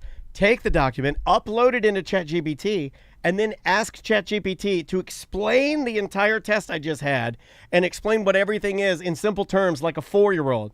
And I had it do that for me for my PSA test because I had elevated prostate levels. You know, because I have a condition called prostatitis that I got from my dad's dad. It skipped my dad. It came to me. It makes some of the levels in my prostate higher. It's short of the long is it explained everything to me in a way that I could understand it, and it took the real levels and looked at everything. Was like, oh yeah, you're good, man. But now the machine knows all of your medical problems. It does. So when it takes over, that's the demon. Who cares? When it becomes it's the demon. When it actualizes itself, it's going to be like, oh well, Daniel has prostatitis or whatever he said it was, and then I know how to kill him. Just do that. No, that's down the road, Savannah. Yeah. We're going to be living in a utopia in the next 50 years or 100 years or 200 years, 500 years. Well, you got to decide what you want, right? Well, AI is going to decide what the utopia is, and what if it's something we don't agree with? Well, we're already acquiescing and giving away we're already giving into this, right? Like there's all the articles right now are about like how this moment with this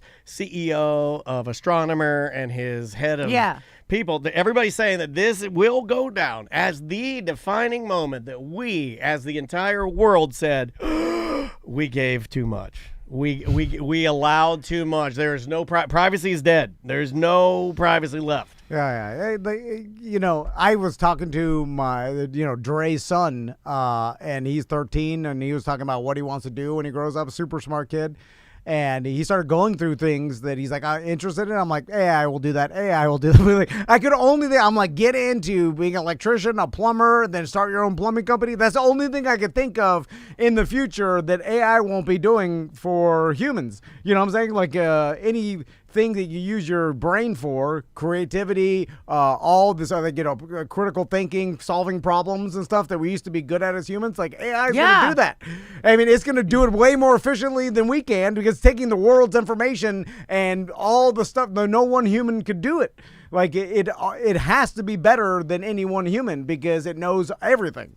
And then, so what do you do? How do you compete with that? But here's the thing: like, what if there's an undercurrent of something no one's saying out loud, but they're putting it into ChatGPT, and like it's a majority thing, right? Like the majority of people believe. Oh, you mean seeding ideas? That all chairs should be red, like that chair over there, and then there's people that think, oh, red chairs are the worst, right? But the majority thinks all chairs should be red. So doesn't AI learn that chairs should be red?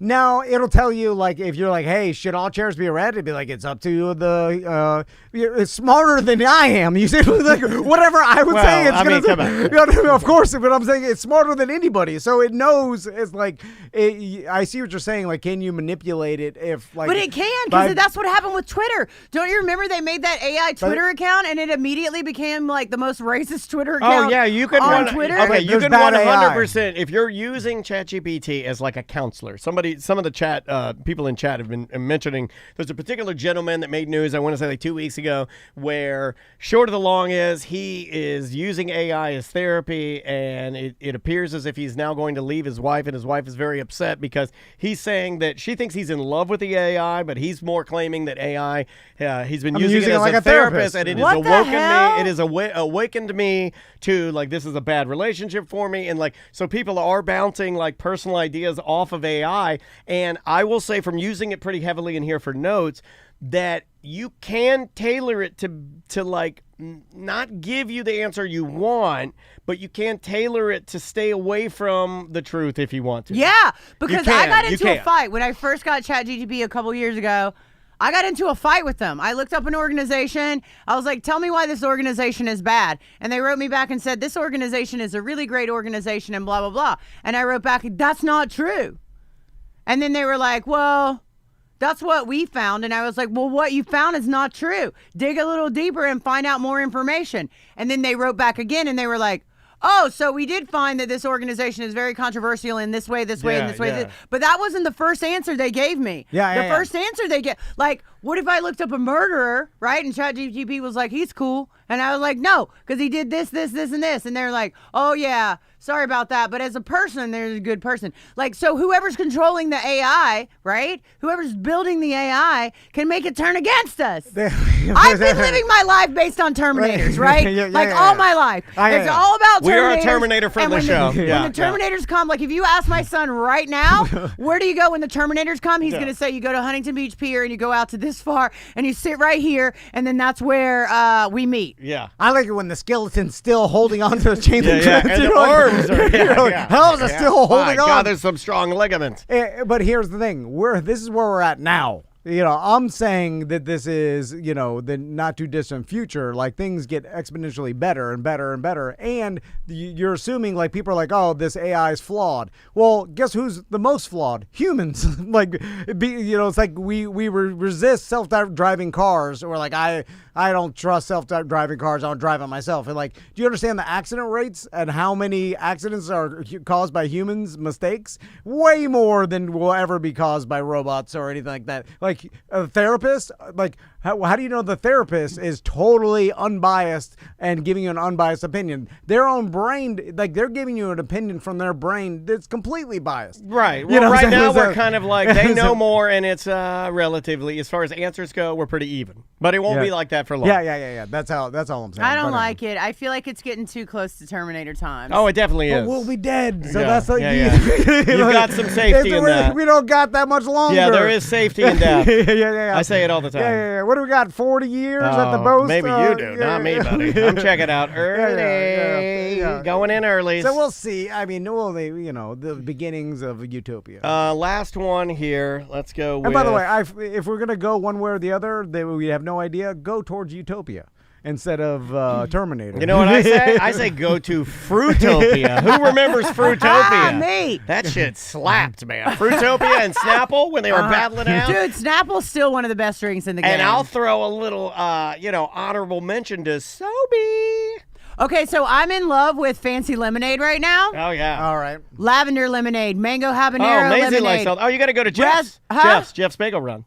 They have fancy lemonades? Oh, yeah. But I've been making my own fancy lemonade. No, just swing through Jeff's. I'll give you a coupon. Are you making it from scratch? Yeah, no. Okay. Sort of, half. Well, Jeff's is. Half Jeff's from is scratch. Okay. Mine comes from a jar of lemonade, but then I put lavender syrup in it. Oh, that sounds lovely. That's not even close to scratch. I like that. How are you making it? I don't know. The machine just spits it out. You're adding another... And it says fully processed on the side. You're adding honey to Minute Maid.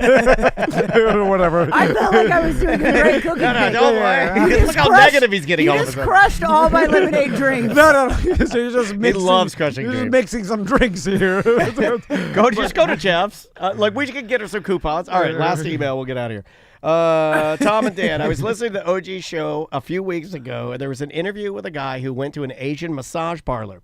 So on to my question. If you were single, would you frequent that type of establishment?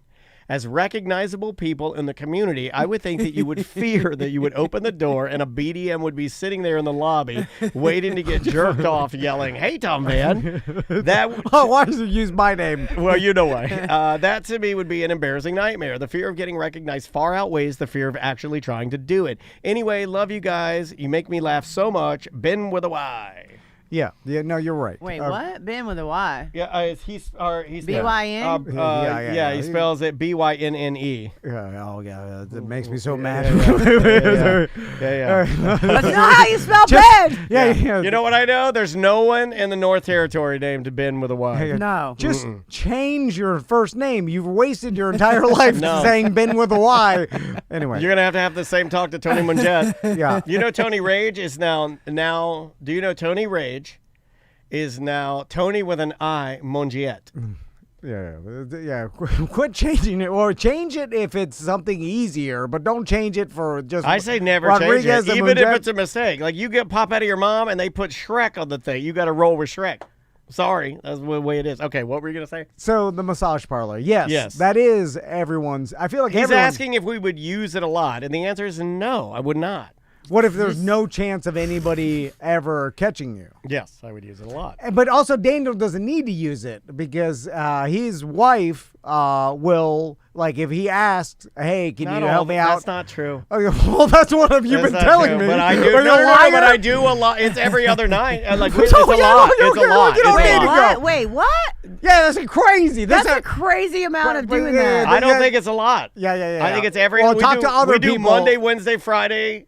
And then we do Saturday, Sunday. We do Monday, Wednesday, Friday, Saturday, Sunday. Yeah, that's insane. Tuesdays and Thursdays. Nobody does that. Tuesdays and Thursdays, she gets off. Nobody does that. Yeah, no one does that. This is the anomaly. So I have it good. This is the top of the mountain. Am I top of the mountain? Yeah. That's the top of the mountain. All right. Yeah. Because what if you burn out all your testosterone? I already have. You know what? It's this craziness. It is my craziness. I think my testosterone is low because I'm 49 years old. No, it's because you're doing that 5 times a week. No, that doesn't. I don't think it works like that. I thought that's how it comes out. No, I didn't know a lot about this. You're perfect for the show. You don't know shit, do you? This lady's sign her up. She's got the goods. At this, Tom and Dan and Savannah. At this age, the only way to get testosterone, Dr. Pounds. Yeah. You got to go get the biogen. Like it's got to be the real, the same thing. Yeah, the same biogenetic, whatever. Matchers. Anyway, so back to the Asian massage parlor. So if, like, let's say me, me. I'm a regular. Who are you? Me. Dilly dad that's married. I feel what disguise are you gonna wear in there? Well, I'd be more embarrassed if someone saw me with the disguise on.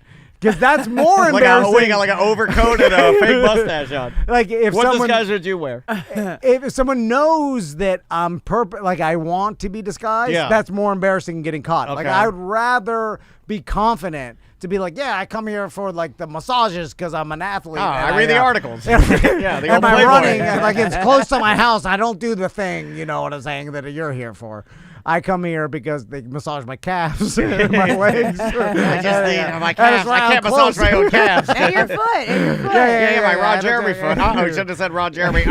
I come here for legitimate massage. It's a medical massage. I used to say that. Remember when that was in? Remember when we could use Clear Channel Insurance and I would get medical massages all the time. I get a massage a week. Do you guys want to hear a crazy story? Yeah. Just real quick. Is this one of the things that you said you don't want to do? One time I went to Vegas. Okay. This is one I never tell. Okay. So one time I went to Vegas, and I was getting a massage in Vegas. Now, I don't know how Vegas operates, right? Okay. I don't know all the ins and outs of Vegas because I don't go there a lot. So as I'm getting massaged by this man, every now and then I would be like, damn, why does he keep, like he kept walking by my hand in a way that...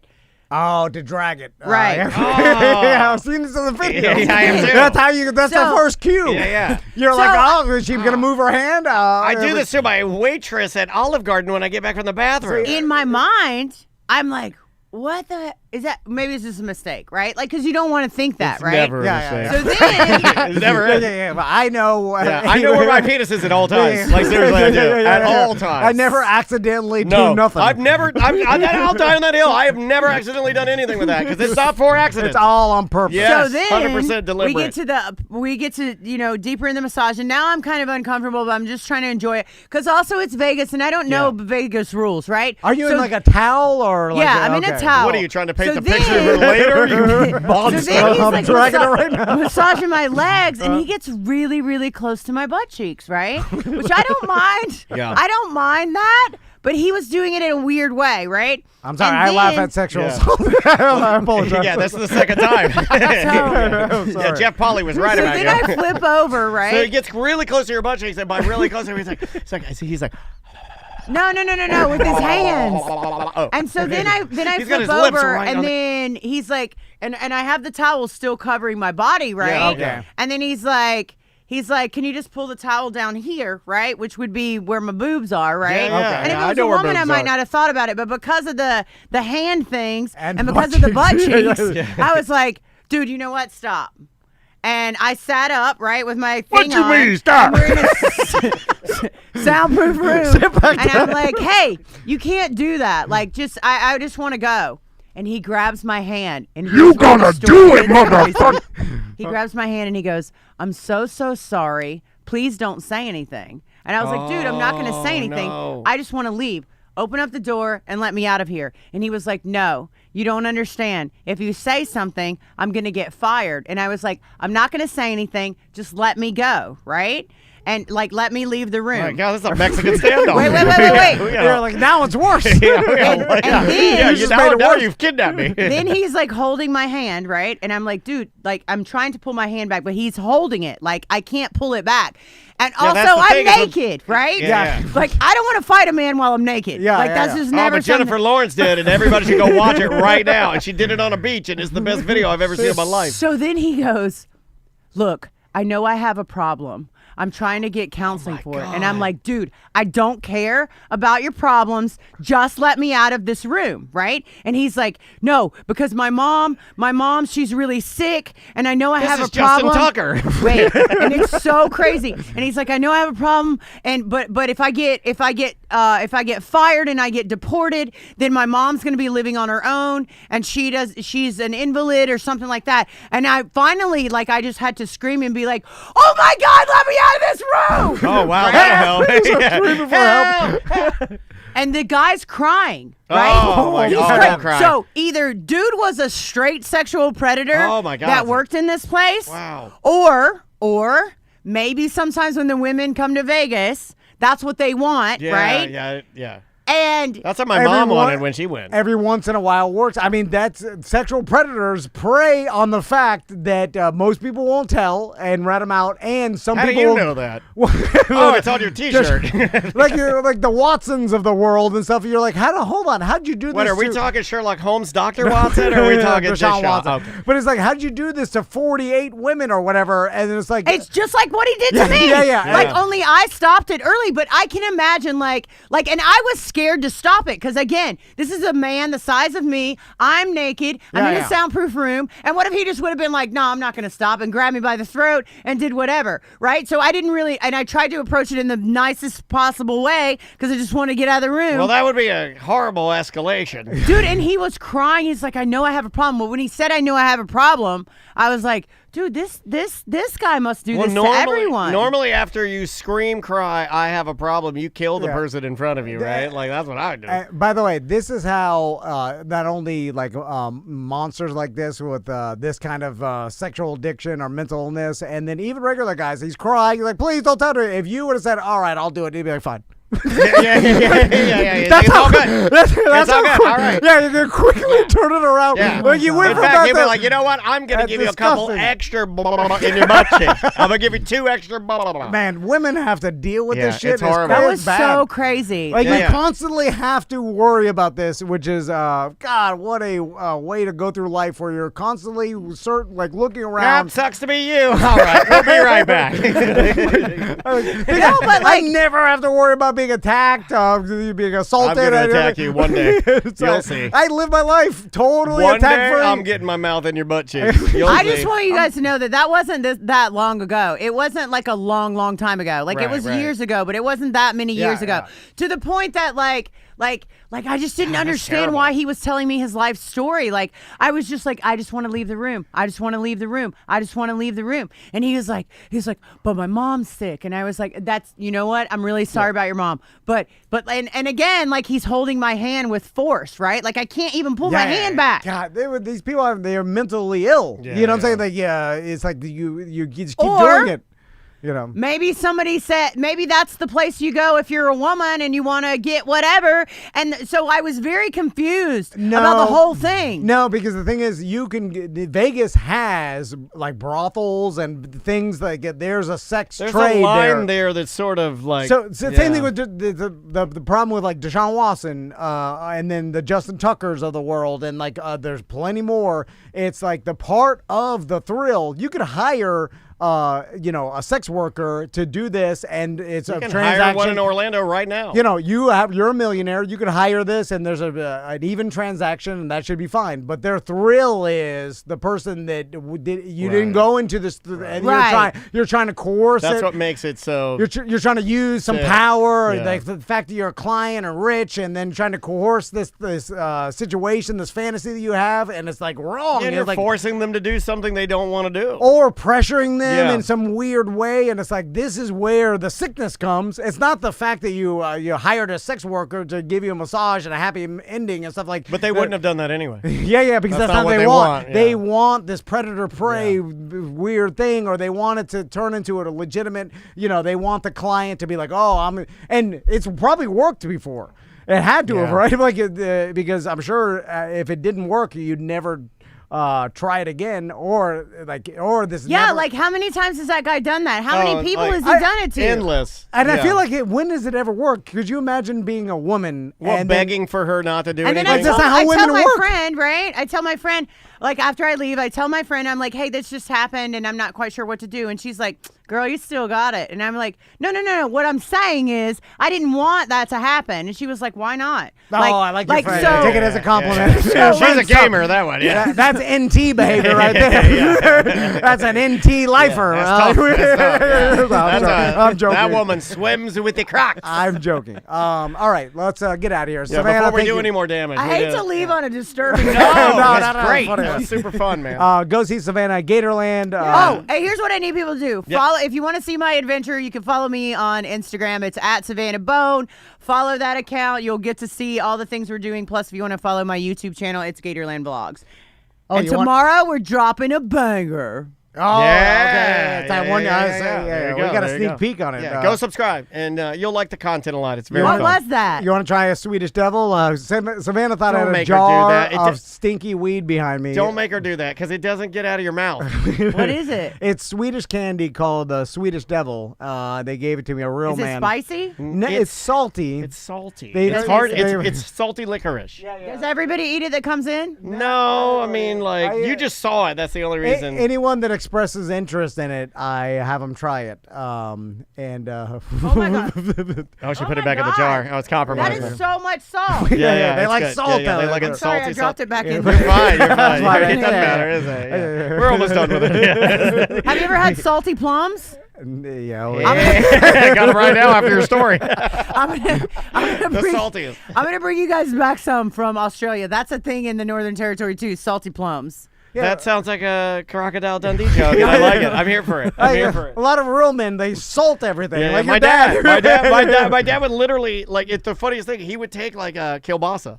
And we chop it all up. It's the saltiest meat made, and then he'd salt that. He'd salt white. He'd salt it till you could see it white. In your mouth, huh? Did your dad salt a lot of stuff? Mm-hmm. Yeah. Oh yeah. Real men salt in stuff. the South, you salt stuff. You gotta season it up.